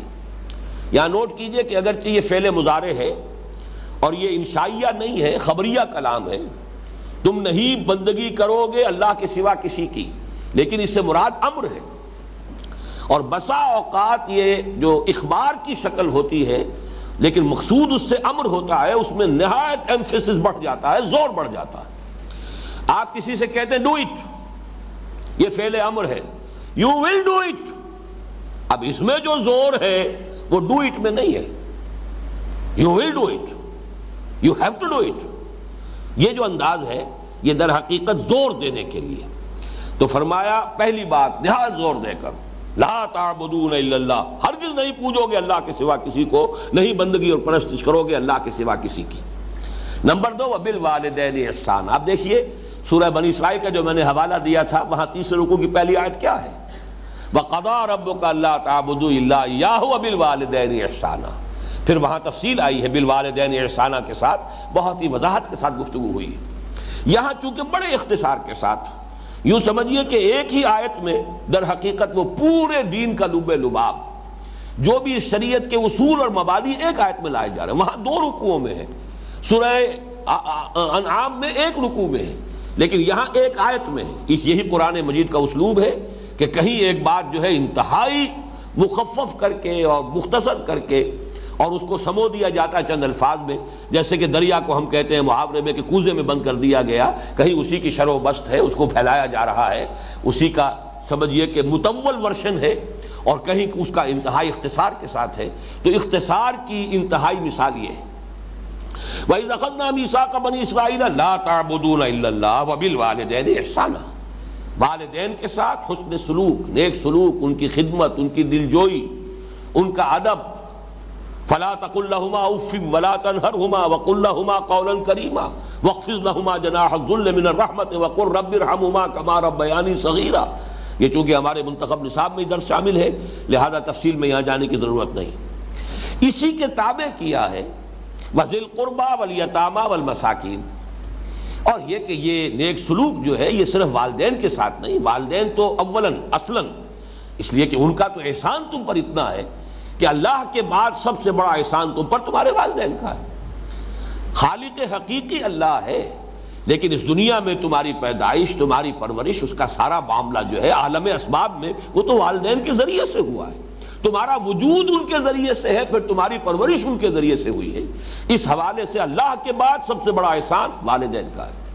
انشکر لی ولوالدیک، سورہ لقمان کے دوسرے رکوع میں جو فرمایا، شکر کرو میرا اور اپنے والدین کا۔ اتنا بریکٹ کیا گیا ہے 4 مقامات پر کہ اللہ کے حق کے ساتھ فوراً متصلاً والدین کا حق۔ یہاں پر بھی یہ بھی اسی کی ایک مثال ہے، لیکن یہ کہ جب کسی شخص کے اندر ادائے حقوق اور شکر کا جذبہ ہوگا تو اس کی اس نیکی اور نیک سرشت جو ہے اس کا ایک تقاضا خود بخود ہوگا کہ آگے بڑھ کر وذی القربی والیتامی والمساکین، اور یہ کہ قرابت داروں کے ساتھ بھی حسن سلوک کرو۔ یہ سب احسان ہی کے تابع آ رہا ہے، حسن سلوک قرابت داروں کے ساتھ بھی، والیتامی اور یتیموں کے ساتھ، اور مساکین محتاج۔ مسکین سے مراد وہ شخص ہے جو کسی وجہ سے کوئی کم ہمتی ایسی ہو گئی ہے، وہ جسمانی ہو، نفسیاتی ہو، چاہے وہ صرف نیورستھینیا ہی ہے جس کی وجہ سے کہ اعصاب ڈھیلے پڑ گئے ہیں، آدمی کے اندر کام کرنے کا، محنت کرنے کی ہمت باقی نہیں رہی ہے، جو بھی ہو جائے، مسکنت کہتے ہیں اسے، کم ہمتی، بے ہمتی، یہ مسکنت ہے۔ تو جو بھی لوگ معاشرے کے اندر ایسے ہیں، اب تمہارے اوپر ان کے حقوق ہیں۔ سورہ بنی اسرائیل میں تو لفظ حق آیا ہے، وَآتِ ذَا الْقُرْبَى حَقَّهُ وَالْمِسْكِينَ وَابْنَ السَّبِيلِ، در حقیقت ان کا حق ہے تمہارے اوپر۔ یہاں وہ احسان ہی کے تابع ہو کر وَبِالْوَالِدَيْنِ إِحْسَانًا وَذِي الْقُرْبَى وَالْيَتَامَى وَالْمَسَاكِينَ وَقُولُوا لِلنَّاسِ حُسْنًا، اور لوگوں سے اچھی بات کرو۔ حسن کلام یہ خود اپنی جگہ پر ایک بہت بڑی نیکی ہے۔ ایک حضور کی حدیث ہے صلی اللہ علیہ وسلم، تبسمک فی وجہ اخیک صدقۃ، اپنے بھائی کے ساتھ اگر کشادہ روئی کے ساتھ ملاقات کرتے ہو، اگر خندہ پیشانی کے ساتھ ملاقات کرتے ہو، اس کو دیکھ کر تمہارے ہونٹوں پر مسکراہٹ آ جائے، یہ بھی صدقہ ہے۔ اس لیے کہ جو آپ سے ملنے آیا ہے، آپ نے اسے ویلکم کہا، اس سے آپ بجائے ترش روئی کے خندہ پیشانی کے ساتھ ملے، اس سے اس کا بھی انبساط ہوگا۔ لیکن یہ کہ اگر معاملہ عبوساً قمطریرہ بن کر آپ نے اسے ویلکم کہا تو وہ بھی اب گھبرائے گا، میں خام خواہ کاہے کو آ گیا، پچھتائے گا۔ تو اس سے یہ کہ یہ جو خندہ روئی ہے اور یہ انسان خندہ پیشانی کے ساتھ اپنے بھائی سے ملاقات کرتا ہے، حضور نے اسے صدقے سے تعبیر کیا، تبسمک فی وجہ اخیک صدقۃ۔ تو یہاں پر بھی قولوا للناس حسنا، ایک تو یہ کہ عام قول، معاشرے کے اندر اچھی بات کہو، اس میں مراد امر بالمعروف بھی ہو سکتا ہے، لوگوں سے کو بھلائی کی تلقین کرو، بھلے مشورے دو، نیکی کی طرف دعوت دو، دعوت الی الخیر، وہ تمام چیزیں اگر قولوا للناس حسنا کو عام پر رکھا جائے، الفاظ کا جو عموم ہے، تو اس میں ساری چیزیں آ جائیں گی۔ لیکن یہ کہ ایک اس میں خاص نکتہ یہ ہے کہ یتیم اور مسکین، ان کے ساتھ اگر آپ کسی وقت کوئی بات ان کے ساتھ تعاون نہیں کر سکتے، تب بھی کم سے کم نرم بات کر کے ان کے دل کو تو ہاتھ میں لینے کی کوشش کرو، جھڑکو نہیں۔ اما السائل فلا تنہر، چنانچہ قرآن مجید میں سورہ نساء کی آیت نمبر 5 میں بھی قولوا لہم قولا معروفا، یعنی یہ کہ اگر سائلین آ گئے ہیں یا کوئی سفہا ہے، کم سمجھ لوگ ہیں معاشرے کے ہیں، جو وہ اپنی ذمہ داریوں کو اب نہیں سمجھ رہے، نہیں ادا کر پا رہے، تو ان کے ساتھ یہ ہے کہ جو بھلائی کر سکتے ہو کرو، اور یہ کہ ان کے ساتھ بات تو کم سے کم جو ہے وہ نرمی کے ساتھ کرو، قولا معروفا۔ پھر یہی بات جو ہے آیت نمبر 8 میں بھی آئی ہے، قولا معروفا۔ آیت نمبر 9 میں سورہ نساء میں وَلْيَقُولُوا قَوْلًا سَدِيدًا، کہیں معروف کا لفظ آیا، کہیں سیدھی بات کرو۔ سورہ بقرہ میں فرمایا گیا قَوْلٌ مَعْرُوفٌ وَمَغْفِرَةٌ خَيْرٌ مِّن صَدَقَةٍ يَتْبَعُهَا أَذًى، کہ کسی کے ساتھ بات اچھی کی جائے، اور اگر اس نے کہیں سائل نے یا کسی آپ کے قرابت دار نے آپ کے ساتھ جو ہے درستی کے ساتھ بھی کلام کیا ہے، چاہے وہ اپنی احتیاط ہی کے لیے مدد مانگنے آیا تھا، لیکن انداز اس نے جو اختیار کیا ہے وہ آپ کے لیے ناپسندیدہ ہے، تو معاف کیجئے اس کو، اور اس کے ساتھ نیک رویہ رکھیے، نیک اچھی نرم بات کیجئے۔ یہ کہیں بہتر ہے اس سے کہ آپ تھوڑا بہت صدقہ بھی دے دیں، لیکن پھر بات ایسی کریں کہ جس سے جو ہے اس کا دل جو ہے وہ زخمی ہو جائے، اس کے عزت نفس مجروح ہو جائے۔ تو اس سے تو بہتر یہ ہے کہ تم نرم بات کہہ کر اور معاف کر کے اس سے جو ہے معذرت کر لو۔ اور یہ سورہ بنی اسرائیل میں تو یہ مضمون جو آیا ہے وہ تقریباً اسی ربط کے ساتھ آیا ہے، وَإِمَّا تُعْرِضَنَّ عَنْهُمُ ابْتِغَاءَ رَحْمَةٍ مِّن رَّبِّكَ تَرْجُوهَا فَقُل لَّهُمْ قَوْلًا مَّيْسُورًا، اگر تمہیں قرابت داروں سے اور مانگنے والوں سے اور مسافروں سے جن کا وہاں پر حق گنوایا گیا ہے اعراض کرنا ہی پڑ جائے، اس لیے کہ تم خود اپنے رب کی رحمت کے امیدوار ہو، یعنی یہ کنایا ہے اس سے کہ تم اس وقت خود جو ہے تمہارے پاس کچھ دولت نہیں ہے، پیسہ نہیں ہے، تم اس پوزیشن میں نہیں ہو کہ ان کی کوئی مدد کر سکو، تو قل لہم قولا میسورا، تو قولا میسور، قولا سدید، قولا معروفہ، یہ تمام الفاظ جو آتے ہیں ایسے مواقع پر کہ جہاں سائلین یا جو بھی محتاج ہیں ان کا تذکرہ ہے، تو یہ ہو سکتا ہے کہ یہاں پر بھی خاص طور پر یہاں قولوا للناس حسنا میں اسی کی طرف اشارہ ہو۔ وَأَقِیمُوا الصَّلَاةَ وَآتُوا الزَّکَاةَ، اب چونکہ ایک طرف آیا تھا اللہ تعالیٰ کی بندگی، دوسری طرف تھا حسن سلوک، والدین سے شروع ہوا، ذی القربہ، یتامہ، مساکین، اور یہ کہ حسن کلام ہو، گفتگو کی جائے تو اچھی کی جائے، نرم کی جائے۔ اب اس کے لیے جو دین میں دو ستون قائم کر دیے گئے ہیں، اللہ کی بندگی کا ستون نماز، قائم رکھو نماز کو، اور یہ جو حقوق العباد کا معاملہ ہے وَآتُوا الزَّکَاةَ، زکوٰۃ ادا کرو، یہ گویا کہ اس کے لیے جو اللہ تعالیٰ نے ایک نظام کی شکل دے دی ہے۔ ویسے تو اللہ کی بندگی کرنی ہے، چلتے پھرتے بیٹھے لیٹے اللہ کو یاد کرنا ہے، اللہ کے ساتھ ذکر کثیر کی کیفیت رکھنی ہے، لیکن ایک ہے اقامت الصلاۃ، یہ گویا کہ اس کے لیے ستون ہے، الصلاۃ عماد الدین، یہ اس کی معین شکل ہے، یہ تو ہر حال میں تمہیں اس کا التزام کرنا ہے۔ اسی طریقے سے زکوٰۃ جو ہے وہ ایک معین ہے، اس کی پابندی تو کرنی ہی کرنی ہے، باقی اس سے بھی زیادہ دو، جیسے کہ حضور نے فرمایا کہ ان فی المال لحقا سوی الزکاۃ، منتخب نصاب کے درس نمبر 2 میں آیت البر کے ضمن میں یہ حدیث جو ہے ہم پڑھ چکے ہیں کہ ہرگز یہ نہ سمجھنا کہ بس زکوٰۃ دے دی ہے تو بس جو بھی حق تھا مال میں تو دوسروں کا، غرباء کا، بس وہ سارا کا سارا ادا ہو گیا۔ ان فی المال لحقا سوی الزکاۃ، زکوٰۃ کے علاوہ بھی ہے، اور حضور نے پھر وہی آیت مبارکہ جو ہے آیت بر تلاوت فرمائی، لیس البر ان تولوا وجوہکم قبل المشرق والمغرب ولکن البر من آمن باللہ والیوم الآخر والملائکۃ والکتاب والنبیین وآتى المال على حبه ذوي القربى واليتامى والمساكين وابن السبيل والسائلين وفي الرقاب وأقام الصلاة وآتى الزكاة۔ آتى الزكاة تو علیحدہ آ گیا، وہ جو معین نظام ہے وہ تو علیحدہ ہے، تو پہلے جو کہا گیا ہے کہ وآتى المال على حبه ذوي القربى واليتامى والمساكين وابن السبيل، یہ تو گویا کہ اس پر اضافی ہے۔ تو حضور نے اپنے اس قول کے لیے دلیل کے طور پر اس آیت مبارکہ کی تلاوت فرمائی،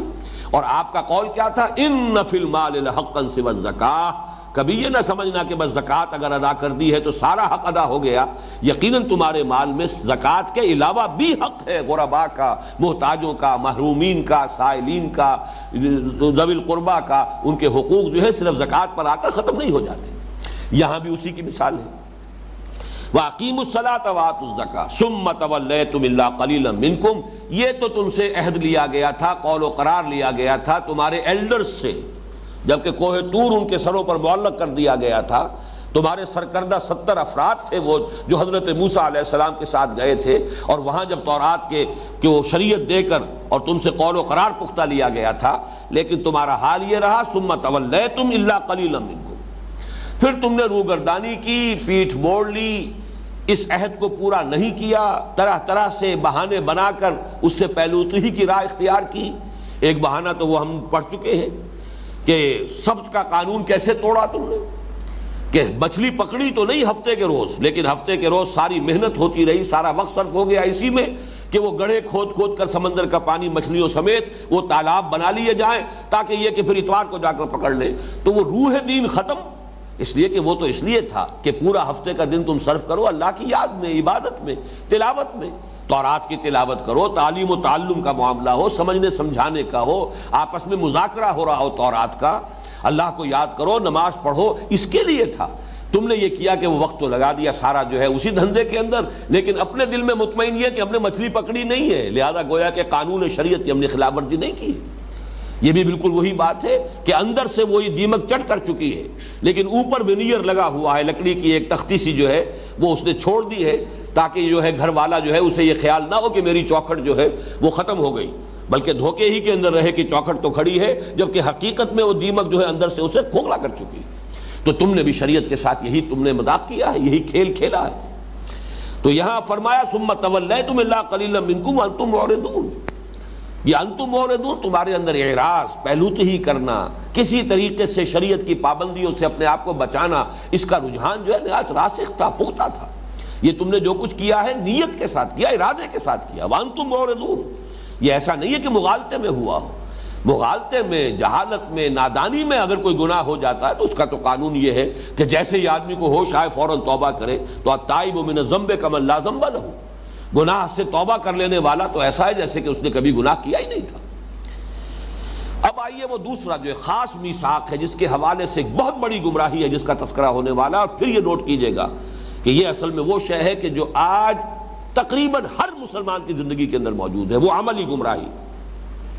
وَإِذْ أَخَذْنَا مِيثَاقَكُمْ لَا تَسْفِكُونَ دِمَاءَكُمْ، اور ذرا یاد کرو جب کہ ہم نے تم سے ایک عہد اور بھی لیا تھا. حالانکہ اس کو شامل کیا جا سکتا تھا، لیکن جیسا کہ میں نے عرض کیا ہے اس عہد کو چونکہ وہ ایک جنرل ہے، وہ دین کی بنیادی حقیقت، چاہے وہ شریعت محمدی ہے یا شریعت موسوی تھی علیہم الصلاۃ والسلام، ان دونوں کے بارے میں جو اقدار مشترک تھی انہیں علیحدہ کر دیا. اب ایک خاص جو ان سے لیا گیا تھا، اور یہ ہے در حقیقت ایک دوسرے انداز میں مسلمانوں کو بھی اس کی تلقین کی گئی.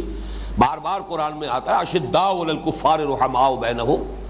اعزۃ علی الکافرین اذلۃ علی المؤمنین، اہل ایمان کے حق میں نہایت نرم ہو، حلقہ یاراں تو بریشم کی طرح نرم، اور رزم حق و باطل ہو تو فولاد ہے مومن. اشداء علی الکفار رحماء بینہم، تو تمہیں آپس میں کیسے رہنا چاہیے؟ مسلمانوں کا مسلمانوں کے ساتھ طرز عمل، یا چونکہ اس وقت کی مسلم امت جو ہے وہ بنی اسرائیل تھے تو ان سے کیا عہد لیا گیا تھا اسے غور سے سنیے. وَإِذْ أَخَذْنَا مِيثَاقَكُمْ، اور یاد کرو جب کہ ہم نے تم سے میثاق لیا تھا، ایک اور قول و قرار بھی بڑا پختہ لیا تھا. وہ کیا تھا؟ لا تسفکون دماءکم. یہاں پھر دیکھیے وہی فعل مضارع ہے، تم نہیں بہاؤ گے اپنا خون. اور یہ قرآن مجید کا بڑا لطیف انداز ہے. لا تسفکون دماءکم، کم سے مراد کیا ہے؟ یعنی کوئی اسرائیلی کسی دوسرے اسرائیلی بھائی کا خون نہ بہائے. دیکھنا تمہیں آپس میں رحماء بینہم بن کر رہنا ہے، تمہیں ایک دوسرے کی عزت، ایک دوسرے کے مال، ایک دوسرے کی جائیداد، ایک دوسرے کی جان، اس کے محافظ بن کر رہنا ہے. لا تسفکون دماءکم، کبھی اپنا خون نہ بہانا، آپس میں مت لڑنا، کچھ تو خون نہ کرنا، ایک دوسرے کو قتل نہ کرنا، ایک دوسرے سے جنگ نہ کرنا. وَإِذْ أَخَذْنَا مِيثَاقَكُمْ لَا تَسْفِكُونَ دِمَاءَكُمْ وَلَا تُخْرِجُونَ أَنفُسَكُمْ مِنْ دِيَارِكُمْ، اور نہ نکالنا اپنے آپ کو اپنے گھروں سے. یہاں پر بھی وہی بات، اپنے آپ کو نکالنے سے مراد کیا ہے؟ اپنے اسرائیلی بھائیوں کو مت نکالنا ان کے گھروں سے. لیکن چونکہ تم ایک امت ہو، جیسے حضور نے فرمایا مسلمان ایک امت ہے اور ہر مسلمان دوسرے مسلمان کا بھائی ہے، المسلم اخو المسلم، اس حوالے سے اگر تم نے اپنے کسی بھائی کا خون بہایا تو گویا کہ اپنا خون بہایا. جیسے ایک حدیث میں آتا ہے کہ کبھی اپنے ماں باپ کو گالی مت دیا کرو.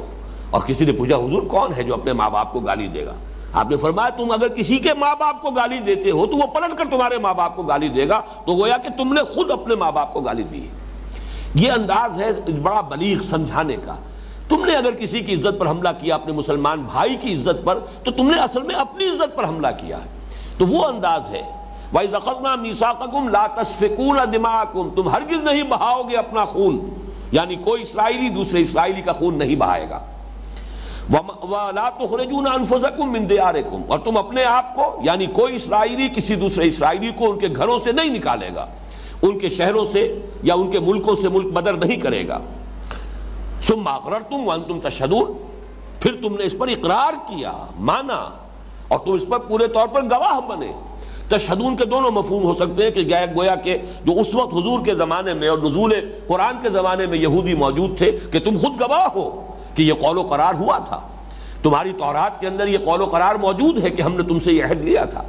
اور یہ کہ جس وقت انہوں نے عہد کیا تھا جان بوجھ کر کیا تھا، پورے شعور کے ساتھ کیا تھا. اس معنی میں وانتم تشہدون کا مفہوم وہ ہوگا جو ہم کرتے ہیں.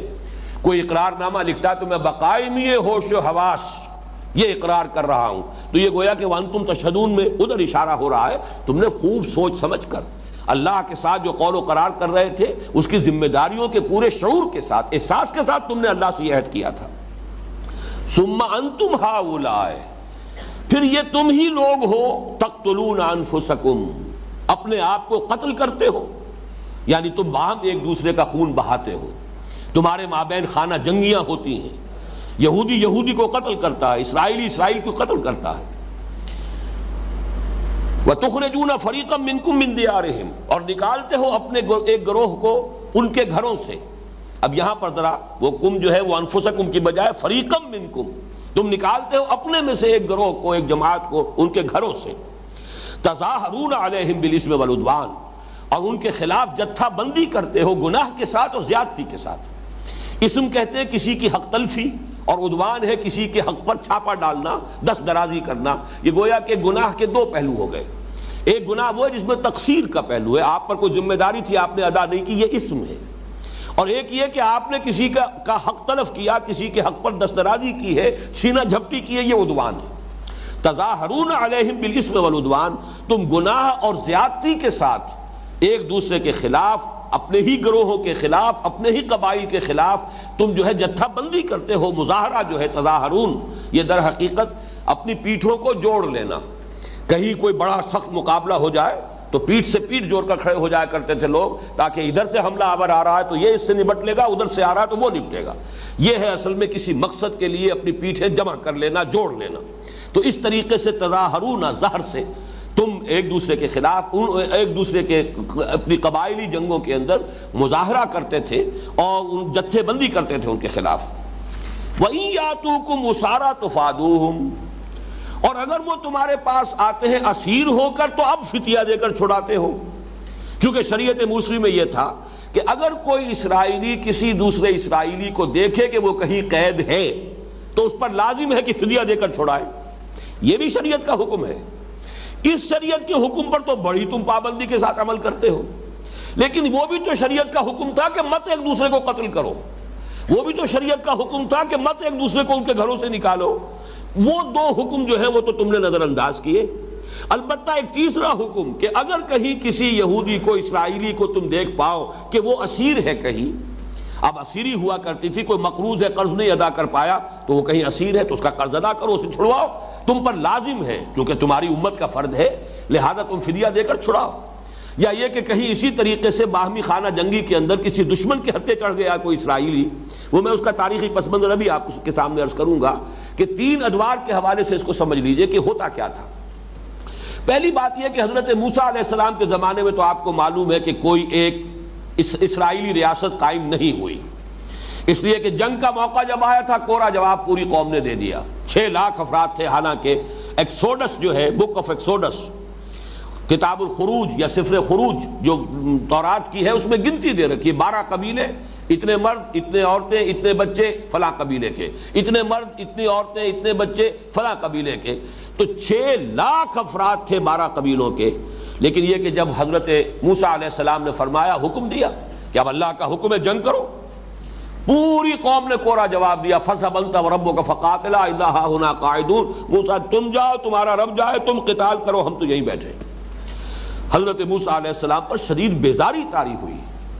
اور یہ واقعہ یہ ہے کہ وہ موسیٰ جس نے ایک اسرائیلی کی محبت میں اور اس کی مدد کرتے ہوئے ایک قبطی کو ایک گھوسا لگایا تھا اور وہ اس کی جان نکال دی تھی، یہ سورہ قصص کے اندر پورا واقعہ موجود ہے کہ ایک قبطی جو تھا، اصل مصری،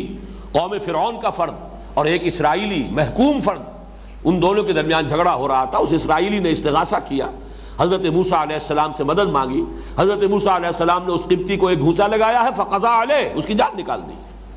اتنی حمیت موجود اپنی قوم کے لیے، لیکن وہی موسیٰ علیہ السلام ہے جو کہتے ہیں رب انی لا املک الا نفسی واخی فافرق بیننا وبین القوم الفاسقین، اے رب مجھے تو اختیار ہے تو صرف اپنی جان کا ہے اور اپنے بھائی ہارون کی جان کا ہے، باقی پوری قوم کورا جواب دے رہی ہے ہم جنگ کرنے کے لیے تیار نہیں، میں کیا کروں؟ تو اے پروردگار اب ہمیں ان سے علیحدہ کر دے، میں ان ناہنجاروں کے ساتھ مزید رہنے کے لیے تیار نہیں۔ اتنی بیزاری، اگرچہ اللہ تعالیٰ نے حضرت موسیٰ کی یہ درخواست قبول نہیں کی، حضرت موسیٰ کو ان کے ساتھ رہنا پڑا، البتہ سزا یہ دی گئی فَإِنَّهَا مُحَرَّمَةٌ عَلَيْهِمْ 40 سنہ، 40 برس تک یہ ارض مقدس فلسطین ان پر حرام رہے گی۔ اگر اس وقت یہ جنگ کرتے، ابھی ہم فلسطین فتح کرا دیتے ان کے ہاتھوں اور حکومت قائم ہو جاتی، اور اگر حکومت قائم ہوتی حضرت عیسیٰ اس کے سربراہ ہوتے، جیسے کہ مدینے میں حکومت قائم ہوئی تو محمد الرسول اللہ سربراہ ہے، اور اس کے بعد جو ہے توسیع کا عمل شروع ہو گیا۔ چند سالوں کے اندر اندر پورا جزیرہ نماء عرب جو ہے زیر نگیں آ گیا، اسلامی ریاست قائم ہو گئی، انقلاب کی تکمیل ہو گئی جزیرہ نماء عرب کی حد تک، اور پھر 24 برس کے اندر اندر کہاں اٹلانٹک سے آکسس تک وہ جو اسلام کا خلافت کا نظام قائم ہو گیا۔ لیکن چونکہ حضرت موسیٰ کے زمانے میں یہ حکومت قائم نہیں ہو سکی، حضرت موسیٰ کا انتقال، حضرت ہارون، دونوں کا انتقال انہی 40 سالوں کے دوران ہو گیا، جسے یہ جو بھی صحرائے تیہ کے اندر یہ بھٹکتے پھرے ہیں اور وہاں کہیں پر ان کی حکومت قائم نہیں ہو سکتی۔ البتہ حضرت موسیٰ علیہ السلام کے جانشین جوشوا، حضرت یوشع ابن نون، ان کی سرکردگی میں پھر وہ نسل جو صحرا میں پیدا ہوئی ہے 40 سالوں کے دوران، وہ غلام قوم جو مصر میں فرائنہ اور ان کی قوم کی غلامی کا داغ لے چکی تھی، اس میں تو ہمت نہیں تھی کہ وہ جنگ کے لیے میدان میں آ سکتی، لیکن وہ صحرا میں جو قوم پیدا ہوئی ہے اب ان کی، وہ نئی نسل فطرت کے مقاصد کی کرتا ہے نگہبانی، یا بندہ صحرائی یا مرد کوہستانی، تو یہ صحرائی نسل جو ابری ہے پھر اس نے جہاد کیا ہے۔ لیکن یہ کہ ایک بڑی غلطی انہوں نے یہ کی کہ فلسطین کو فتح کر کے وہاں 12 حکومتیں قائم کر دی، ہر قبیلے نے اپنی علیحدہ حکومت بنا لی بجائے اس کے کہ ایک مرکزی حکومت قائم ہوتی۔ نتیجہ یہ نکلا جب 12 حکومتیں ہوں گی تو آپس میں چمکلش بھی ہوگی، کہیں نہ کہیں کوئی اختلاف بھی ہوگا، کہیں نہ کہیں کوئی جھگڑا ہو جائے گا۔ ان جھگڑوں میں پھر وہ جو آپس کے جو مشرکین آباد تھے، یہ مختلف جو قبائل تھے، پھر ان سے مدد لیتے تھے ایک دوسرے کے خلاف۔ جیسے ہندوستان میں جب انگریز آ رہا تھا تو یہی ہو رہا تھا نا، کہ چاہے مسلمان نواب تھے مختلف ریاستوں کے اور چاہے ہندو تھے، آپس کی جنگوں میں کوئی کسی سے مدد لے رہا ہے، کوئی انگریز سے مدد لے رہا ہے، اپنے کسی مقامی جو ہے دشمن کے خلاف، ہوتے ہوتے انگریزوں ہی نے پورے ملک پر قبضہ کر لیا۔ یہ کیفیت رہی ہے 300 برس تک، ان کی کوئی مرکزی حکومت قائم نہیں ہوئی، آپس میں لڑتے رہتے تھے۔ لیکن ہوتا کیا تھا وہ یہاں پر بیان کیا گیا، جب آپس میں جنگ ہوئی، کسی غیر اسرائیلی قوم کے ساتھ اتحاد کر کے کسی اسرائیلی قبیلے کے خلاف جنگ کی، اب ظاہر بات ہے کہ اسرائیلیوں کے ہاتھوں اسرائیلی قتل بھی ہوئے، اور وہ جو غیر اسرائیلی تھا جس کی مدد لی تھی، وہ کچھ اسرائیلیوں کو لے گئے قیدی بنا کر، اب وہ قیدی ہے اسرائیلی جو غیر اسرائیلی قوم کے قبضے میں ہے۔ اب انہیں یاد آیا شریعت کا حکم، کہ شریعت کا حکم تو یہ ہے کہ اسرائیلی اگر قید میں ہو تو ان کو فدیہ دے کر چھڑاؤ، لہذا اب شریعت پر عمل کر رہے ہیں کہ جا کر فدیے دے کر انہیں چھڑا کر لا رہے ہیں۔ یہ ہے ان کا طرز عمل کہ شریعت کے ایک حصے کو نظر انداز کیا۔ اللہ نے تو حکم دیا تھا آپس میں جنگ مت کرو، ایک دوسرے کے خلاف مت لڑو، ایک دوسرے کا خون مت بہاؤ، ایک دوسرے کو ان کے گھروں سے مت نکالو، یہ سارے احکام تو نظر انداز، لیکن ایک حکم جو ہے کہ اگر اسرائیلی کہیں پر قیدی ہو تو اسے فدیہ دے کر چھڑاؤ، اس پر عمل ہو رہا ہے پورے اہتمام کے ساتھ۔ اس کے بعد ہوا یہ کہ پھر حضرت طالوت کے زمانے میں جالوت کو جب شکست دی ہے، حضرت داؤد کی حکومت قائم ہوئی، یہ ان کا گولڈن ایرا ہے 100 برس کا، 16 برس حضرت طالوت کے، 40 برس حضرت داؤد کے اور 40 برس حضرت سلیمان کے۔ یہ گویا کہ یوں سمجھیے کہ اگرچہ 300 برس کا فصل ہے، لیکن یہ خلافت راشدہ کی جو 3 خلافتیں ہماری ہیں جو متفق علیہ ہیں، حضرت ابوبکر صدیق 2.5 برس، حضرت عمر فاروق 10 برس، حضرت عثمان 12 برس، یہ گویا کہ 24 برس بنتے ہیں۔ وہاں یہ 100 برس کی مدت ہے، لیکن ہے وہ 3 کا عدد موجود ہے، حضرت طالوت،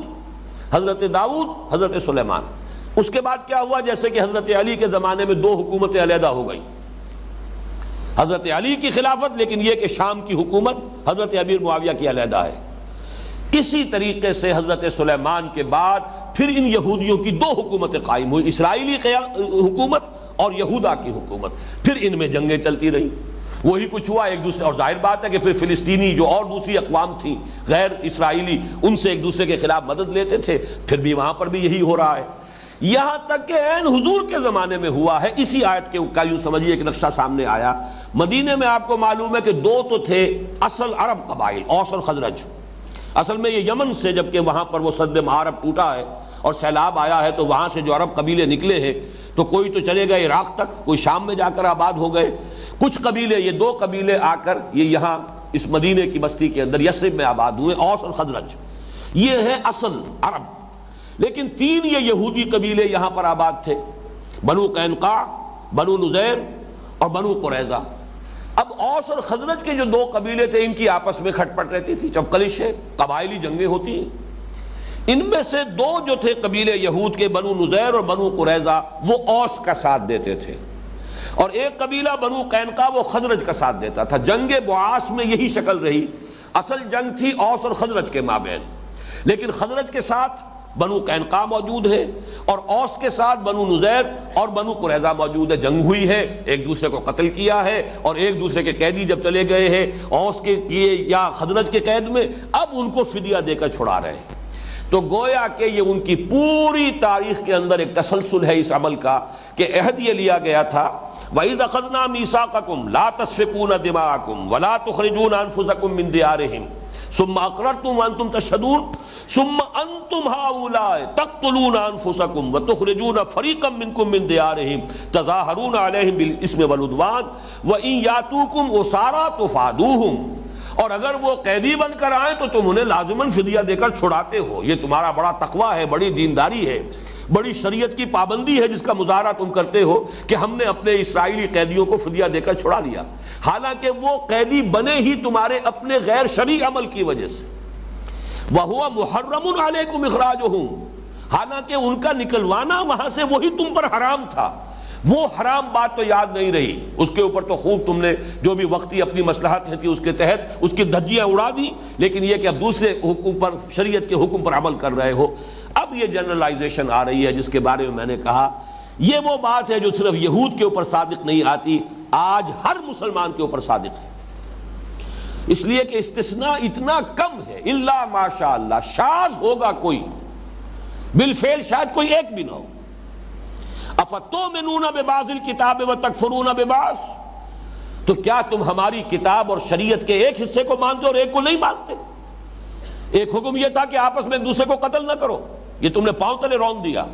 یہ بھی حکم تھا شریعت کا کہ ایک دوسرے کو ان کے گھروں سے مت نکالو، یہ بھی تم نے شریعت کا حکم جو ہے پاؤں تلے رون ڈالا۔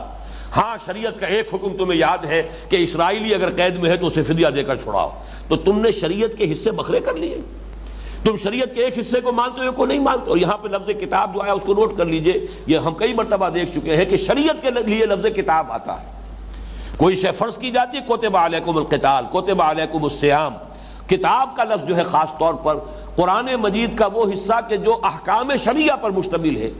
حلال اور حرام اور فرائض اور نواہی پر، در حقیقت وہ کتاب ہے۔ آیات سے مراد وہ ہے کہ جس میں ایمان کے دلائل دیے گئے ہیں،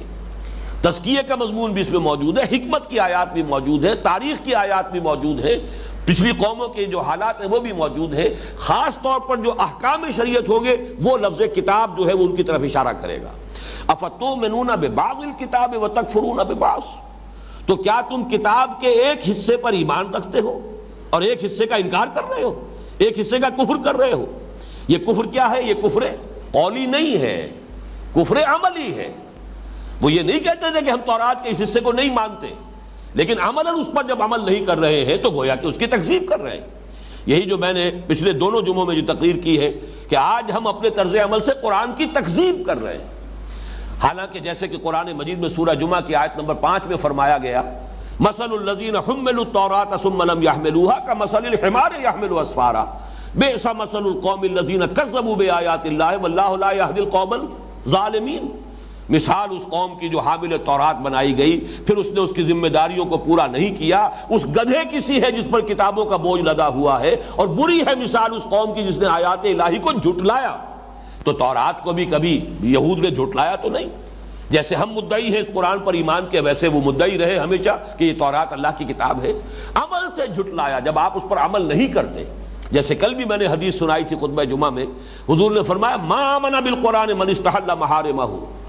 جس شخص نے قرآن کی حرام کردہ چیزوں کو اپنے لیے حلال ٹھہرا لیا اس کا قرآن پر کوئی ایمان نہیں ہے۔ کہتا رہے کہ میرا ایمان ہے قرآن پر، لیکن اگر جس شے کو قرآن حرام کہہ رہا ہے وہ اس کو حلال اپنے لیے ٹھہرا بیٹھا ہے تو پھر اس کا کوئی ایمان قرآن پر نہیں۔ تو یہاں پر بھی وہی سمجھیے کہ تم ان یاتوکم اسارا تفادوہم وہو محرم علیکم اخراجہم افتؤمنون ببعض الکتاب وتکفرون ببعض۔ اب آپ غور کیجئے آج ہمارا حال کیا ہے۔ میں یہ سمجھتا ہوں کہ 99.9 ریکرنٹ% مسلمان آج اس آیت کا بالکل مصداق ہے۔ کچھ تو وہ ہیں جو نماز روزے کا بھی کوئی خیال نہیں، عظیم اکثریت ایسے لوگوں کی۔ اس کے بعد کچھ لوگ ہیں نماز روزہ تو پکا ہے،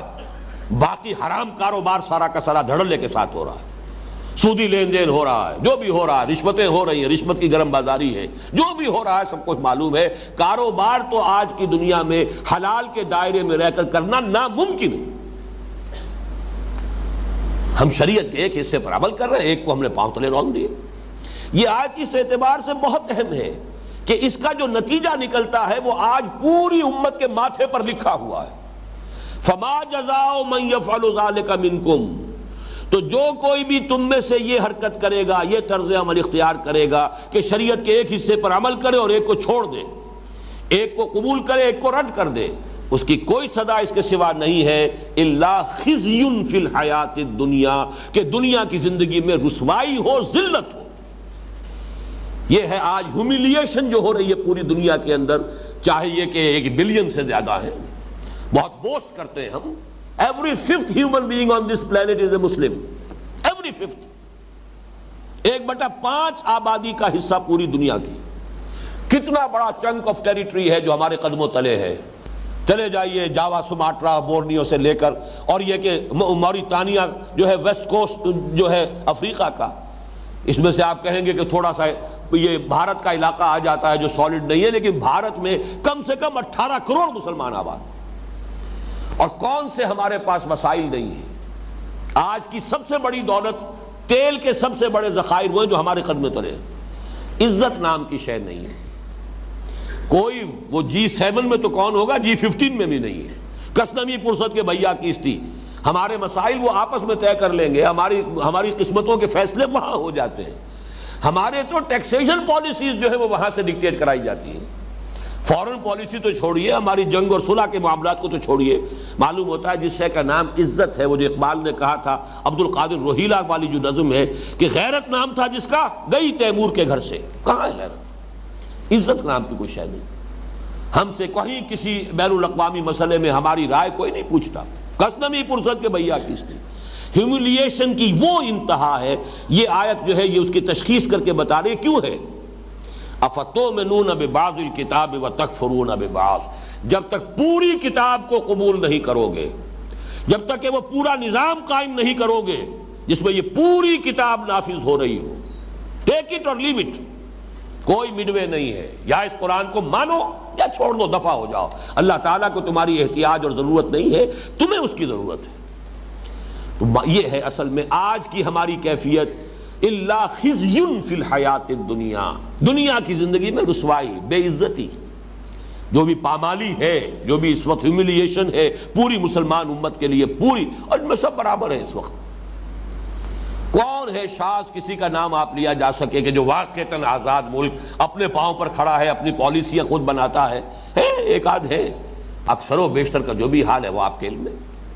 فما جزاء من يفعل ذلك منكم، اور دیکھ لیجئے اسی سے جو نتیجہ نکلتا ہے، یہ صورتحال ہماری ہرگز نہیں بدلے گی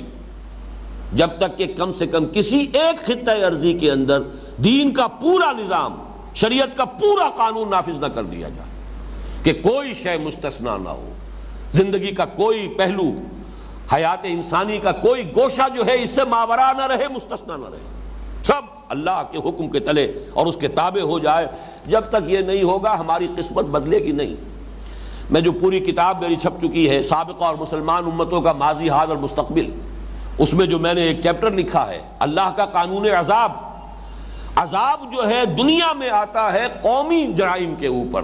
انفرادی حساب کتاب اللہ کے ہاں ہوگا، وہ یہاں نہیں ہوتا۔ آخرت کا حساب کتاب انفرادی ہے، کلہم آتی ہے یوم القیامت فردا، ہر ایک کو اکیلے جا کر کھڑے ہونا ہوگا اس کٹہرے کے اندر، جواب دہی اپنی کرنی پڑے گی۔ دنیا میں معاملہ انفرادی محاسبہ نہیں، قوموں کا محاسبہ ہے۔ قومی جرائم کے اوپر اجتماعی سزا یہاں ملتی ہے۔ اسی لیے اقبال نے کہا ہے کہ فطرت افراد سے اغماض بھی کر لیتی ہے، نہیں کرتی کبھی ملت کے گناہوں کو معاف۔ افراد سے اغماض اس لیے کر لیتی ہے کہ وہ تو آخرت کا معاملہ ہے، وہاں آ کر ہر ایک کو پورا حساب کتاب مل جائے گا، ہر ایک کا کارنامہ زندگی اس کے سامنے ہوگا۔ اقرا کتابک کفی بنفسک اليوم علیک حسیبا، لو بھائی خود ہی اپنا حساب دیکھ لو، تم ہی کافی ہو، تم ہی جمع جوڑ کر لو، کسی اور کی محاسب کی ضرورت ہی نہیں۔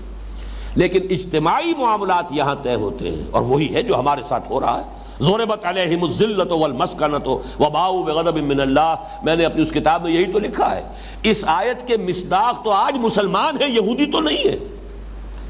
یہودی کل 14 ملین ہے اس وقت دنیا کے اندر، 1.5 کروڑ بھی پورا نہیں،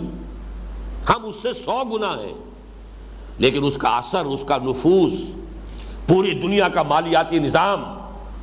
پھر یہ کہ دی سول سپریم پاور آن ارتھ، وہ فرنگ کی رگے جہاں پنجہ یہود میں ہے وہ ان کے قبضے میں ہے۔ وہ پالیسیز ڈکٹیٹ کرا سکتے ہیں، امریکہ کو کراتے ہیں۔ کانپتا ہے صدر امریکہ کا کہ کہیں یہودی لابی جو ہے کہیں میرے خلاف کوئی اسکینڈل نہ اٹھا دے، اور ہر ایک کے خلاف اتنا مواد ان کے پاس موجود ہوتا ہے جب چاہے چٹکیوں میں اڑا دے۔ ذرا سا اگر ٹرن لے لے، بش نے ذرا سا ٹرن لیا تھا جو اس کا حشر کروایا ہے، حالانکہ اتنا بڑا ہیرو، جتنی بڑی اس نے یوں سمجھیے کہ امریکہ کے لیے، اور جس طریقے سے دبایا ہے عراق کا جو بھرکس نکالا ہے، اور جس طرح جا کر امریکن فورسز کو جہاں پر کہ بیسز نہیں دے رہے تھے، نہ سعودی عرب بیس دے رہا تھا انہیں، نہ امارات والے انہیں دینے کے لیے تیار تھے، اب وہاں پر ان کے اڈے بن گئے، پورا تیل کا جو ذخیرہ ہے وہ ان کے قبضہ و اختیار میں ہے۔ اس کے باوجود یہودیوں سے ذرا سے ہٹ کر اگر اس نے کوئی ایک بات کی ہے، پتہ چاک کوئی حیثیت ہی نہیں، پوری کتابیں لکھی گئی دی ڈیئر ٹو اسپیک۔ ذرا سا کسی نے اگر یہودیوں کے خلاف کبھی اگر لب کشائی کی ہے، بڑے سے بڑے پولیٹیکل لیڈر کا جو ہے اس کا جو کیریئر ہے وہ آنن فانن ختم کر دیا گیا، اس قدر اثر و رسوخ ہے۔ وہ ہے کل 14 ملین، 1.5 کروڑ۔ تو ضربت علیہم الذلۃ والمسکنہ کہاں ہے؟ آج کا یہودی اس کا مصداق نہیں ہے، آج ہم مصداق ہیں اس کے۔ ضربت علیہم الذلۃ والمسکنۃ وباؤوا بغضب من اللہ۔ یہ صورتحال بہرحال اس کو بدلنا بھی ہے، اس کا جو اینڈ رزلٹ ہے وہ کچھ اور آئے گا، لیکن یہ کہ میری گفتگو کا اس وقت وہ موضوع نہیں ہے، وہ تو میری اس کتاب میں موجود ہے۔ اس آیت پر غور کیجئے کہ یہ طریقے ہوتے ہیں شریعت کو ماننے والوں میں جب اضمحلال ہوتا ہے، یا تو جیسے وہ سبت والوں نے کیا، حکم پر عمل کر رہے ہیں لیکن روح غائب، مچھلیاں تو نہیں پکڑی ہفتے کے روز لیکن گڑھے کھودنے میں لگے رہے، تاکہ جو اصل مقصد تھا شریعت کا وہ تو غتربود، لیکن یہ کہ بہرحال اس شریعت کی ظاہری شکل جو ہے وہ برقرار۔ یا نمبر 2 بات یہ آئی کہ شریعت کا ایک حصہ سر آنکھوں پر، نماز پڑھیں گے جی، روزہ رکھیں گے، تراویح پڑھیں گے، سب کچھ کریں گے، ختم قرآن کریں گے، یہ ہوگا سب ہوگا، لیکن یہ سود کے بغیر تو دھندا چلتا نہیں، رشوت کے بغیر کام ہمارا چلتا نہیں۔ وہ ہر ایک نے کوئی نہ کوئی ایک گناہ کبیرہ، ہماری سوسائٹی کے ہر طبقے نے ایک گناہ کبیرہ اپنے لیے حلال کیا ہوا۔ ملازم پیش آئیں تو چاہے وہ جو سرکاری اختیارات میں خیانت ہے، چاہے امانت ان کے پاس ہے اس میں خیانت ہے، چاہے رشوت ہے، انہوں نے وہ کیا کریں جی، تنخواہوں میں گزارا نہیں ہوتا۔ کاروبار والوں نے سود کو، بلیک مارکیٹنگ کو، حلف نامے جھوٹے، حساب کتاب جو پیش کرتے ہیں انکم ٹیکس کے جھوٹے حلف نامے، یہ تو کیا کریں، یہ مجبوری ہے۔ باقی مسجدیں بنا دیں گے، تمہاری مسجد میں آ کر قالین ڈال دیں گے، اعلیٰ سے اعلیٰ جو ہے اس کے لیے فانوس لا کے لگا دیں گے، یہ اپنی جگہ ہے، لیکن یہ کہ بہرحال شریعت کا یہ حکم جو ناقابل عمل ہے۔ افتؤمنون ببعض الکتاب وتکفرون ببعض، اور یہ ان کا حال ہے جو شریعت پر کوئی عمل کرتے ہیں۔ باقی چھوڑیے ان کو جن کی زندگیوں سے شریعت خارج ہو چکی، جنہیں یہ بھی پتہ نہیں کہ جمعے کا دن کون سا ہوتا ہے، ہفتے میں کب آتا ہے کب جاتا ہے۔ وہ تو اب چونکہ چھٹی ہوتی ہے اس لیے پتہ چل جائے تو چل جائے کہ آج جمعے کا دن ہے، ورنہ ہمارے معاشرے میں وہ لوگ بھی ہیں جنہیں پتہ ہی نہیں ہوتا تھا جمعہ کب آیا اور گیا، تو وہ تو شریعت سے بالکل ہی گویا کہ اپنے طور پہ آزاد کر چکے۔ لیکن یہ کہ جو شریعت پر عمل کرتے ہیں ان کا عمل یہ ہے، افتؤمنون ببعض الکتاب وتکفرون ببعض فما جزاء من يفعل ذلك منكم الا خزي في الحیاۃ الدنیا۔ اور سخت الفاظ آگے آ رہے ہیں، دنیا کی زندگی میں تو بے عزتی رسوائی ہوگی، وَيَوْمَ الْقِيَامَةِ يُرَدُّونَ إِلَىٰ أَشَدِّ الْعَذَابِ، اور قیامت کے دن جھونک دیے جائیں گے شدید ترین عذاب میں۔ یہ اشد کا لفظ آ رہا ہے، نوٹ کر لیجئے، اور یہی صیغہ ہے افعل التفضیل کا جو منافقین کے لیے آیا ہے۔ ان المنافقین فی الدرک الاسفل من النار، اسفل، منافق جہنم کے سب سے نچلے طبقے میں ہوں گے۔ کفر کے مقابلے میں اللہ تعالیٰ کو نفاق سے زیادہ نفرت ہے، نفاق زیادہ ناپسند ہے کفر کے مقابلے میں۔ کافر تو کھلم کھلا کہہ رہا ہے نا میں نہیں مانتا، بات ختم ہو گئی۔ یہ کہتے ہیں ہم مانتے ہیں اور پھر عمل یہ کر رہے ہیں، ان کی جسارت یہ، ڈٹائی کا یہ عالم ہے، یہ جو ہے استہزاء ہے، تمسخر ہے، اور یہ یقیناً اللہ کے غضب کو بھڑکانے والی بات، کبر مقتا عند اللہ ان تقولوا ما لا تفعلون، اللہ کے غضب کو بھڑکانے والی ہے یہ بات کہ تم کہو جو کرتے نہیں ہو۔ اسی لیے یہاں پر آیا وَيَوْمَ الْقِيَامَةِ يُرَدُّونَ إِلَىٰ أَشَدِّ الْعَذَابِ وَمَا اللَّهُ بِغَافِلٍ عَمَّا تَعْمَلُونَ، اور جان لو اللہ ناواقف نہیں ہے، غافل نہیں ہے اس سے کہ جو تم کر رہے ہو۔ تم اپنے ظاہری لبادوں سے، اپنے زبانی دعووں سے اللہ کو دھوکہ نہیں دے سکتے، تم خلق خدا کو دھوکہ دے سکتے ہو، ان کی زبانیں بند کر دو گے، ریشنلائز کرو گے اپنے ایٹیچیوڈ کو، بڑی جسٹیفیکیشن اس کے لیے فراہم کر لو گے جو چاہو گے، دنیا والوں کو چپ کرا لو گے. وَمَا اللَّهُ بِغَافِلٍ عَمَّا تَعْمَلُونَ, اللہ غافل نہیں ہے, ناواقف نہیں ہے. وہ تمہارے لباس سے, تمہارے عباؤں اور تمہارے جبوں اور تمہارے جو بھی تمہارا ظاہری تم نے تقویٰ کا لبادہ اوڑھا, اس سے دھوکہ کھانے والا نہیں ہے. ہر سال حج ہو رہا ہے, ہو کس سے رہا ہے؟ حرام کی کمائی سے ہو رہا ہے. یہ حج ہے. عمرہ ہو رہا ہے, ہر سال رمضان میں عمرہ ہو رہا ہے, کس کمائی سے ہو رہا ہے؟ جبکہ وہاں حدیث یہ ہے کہ منہ پر دے ماری جاتی ہے دعا, انا یستجاب لذالک, اس کی دعا قبول ہو تو کیسے ہو؟ وَمَطْعَمُهُ حَرَامٌ وَمَلْبَسُهُ حَرَامٌ وَغُذِيَ بِالْحَرَامِ, اس کا کھایا ہوا حرام کا ہے, پہنا ہوا حرام کا ہے, اور حرام غذا سے اس کا جسم بنا ہے. چاہے آپ جبل الرحمت پر کھڑے ہو کر 4 گھنٹے ہاتھ اٹھا لیجئے, اللہ کی ترازو میں زیرو ہے, کوئی وزن اس کا نہیں. اس لیے تم حرام خوری کر کے یہاں آئے, تمہارا سارا پیسہ جو تم نے خرچ کیا وہ حرام سے. وَمَا اللَّهُ بِغَافِلٍ عَمَّا تَعْمَلُونَ أُولَٰئِكَ الَّذِينَ اشْتَرَوُا الْحَيَاةَ الدُّنْيَا بِالْآخِرَةِ, یہ وہ لوگ ہیں جنہوں نے آخرت دے کر دنیا خرید لی ہے. یہ شرع یشری اور باع یبیع, یہ دونوں طرف چلتا ہے. بیع میں, خرید و فروخت میں ہوتا کیا ہے؟ آپ نے کوئی چیز دی اور دوسری لے لی. کسی زمانے میں تو ہوتا ہی مبادلہ تھا, بارٹر ہی ہوتا تھا, شے کا شے سے تبادلہ ہے.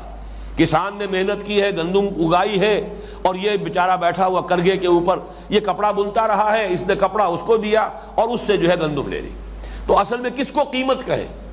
وہ گندم قیمت ہے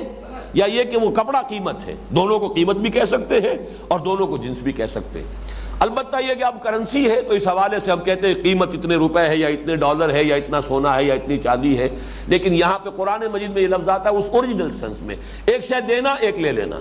یہ وہ لوگ ہیں جنہوں نے دنیا لی ہے, آخرت دے دی ہے.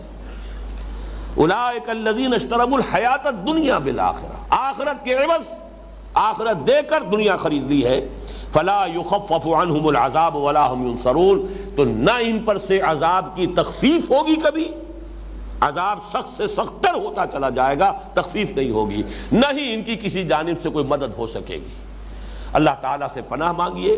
اور دعا کیجئے کہ اللہ تعالیٰ ہمیں دین پر, لیکن پورے دین پر, ادخلوا فی السلم کافہ, پورے دین پر عمل پیرا ہونے کی توفیق عطا فرمائے. اور اگر بالفرض کسی کے لیے اس وقت پورے دین پر عمل کرنا ممکن نہیں ہے, دین کا ایک حصہ وہ ہے جو میرے اختیار ہی میں نہیں ہے. میرے اختیار میں نہیں ہے کہ چور کا ہاتھ کاٹ سکوں جب تک کہ نظام نہ بدلے اور یہ قانون نافذ نہ ہو. لیکن جو چیز میرے اختیار میں ہے اس وقت, چاہے اس میں بھوک آ جائے کوئی پرواہ نہیں, وہ تو وَلَنَبْلُوَنَّكُمْ بِشَيْءٍ مِّنَ الْخَوْفِ وَالْجُوعِ وَنَقْصٍ مِّنَ الْأَمْوَالِ وَالْأَنفُسِ وَالثَّمَرَاتِ, اس کی تو پیشگی تنبیہ موجود تھی. لیکن یہ ہے کہ جو میرے اختیار ہی میں نہیں ہے اس کا کفارہ ادا ہوگا. تن من دھن لگا دو اس نظام کو بدل کر اس نظام کو قائم کرنے میں, یہ گویا کہ تمہاری جد و جہد کفارہ بن جائے گی. اللہ تعالیٰ اسے قبول کرے گا کہ میرے اس بندے نے اس غلط نظام کے اندر پھلنے اور پھولنے پر اپنی محنتیں صرف نہیں کی ہے, بلکہ میرے اس بندے نے اس نظام کو بدلنے پر اپنی تمام توانائیاں صرف کر دی ہیں. یہ کفارہ ہوگا اس کا. اقول قولی ھذا واستغفر اللہ لی ولکم ولسائر المسلمین والمسلمات.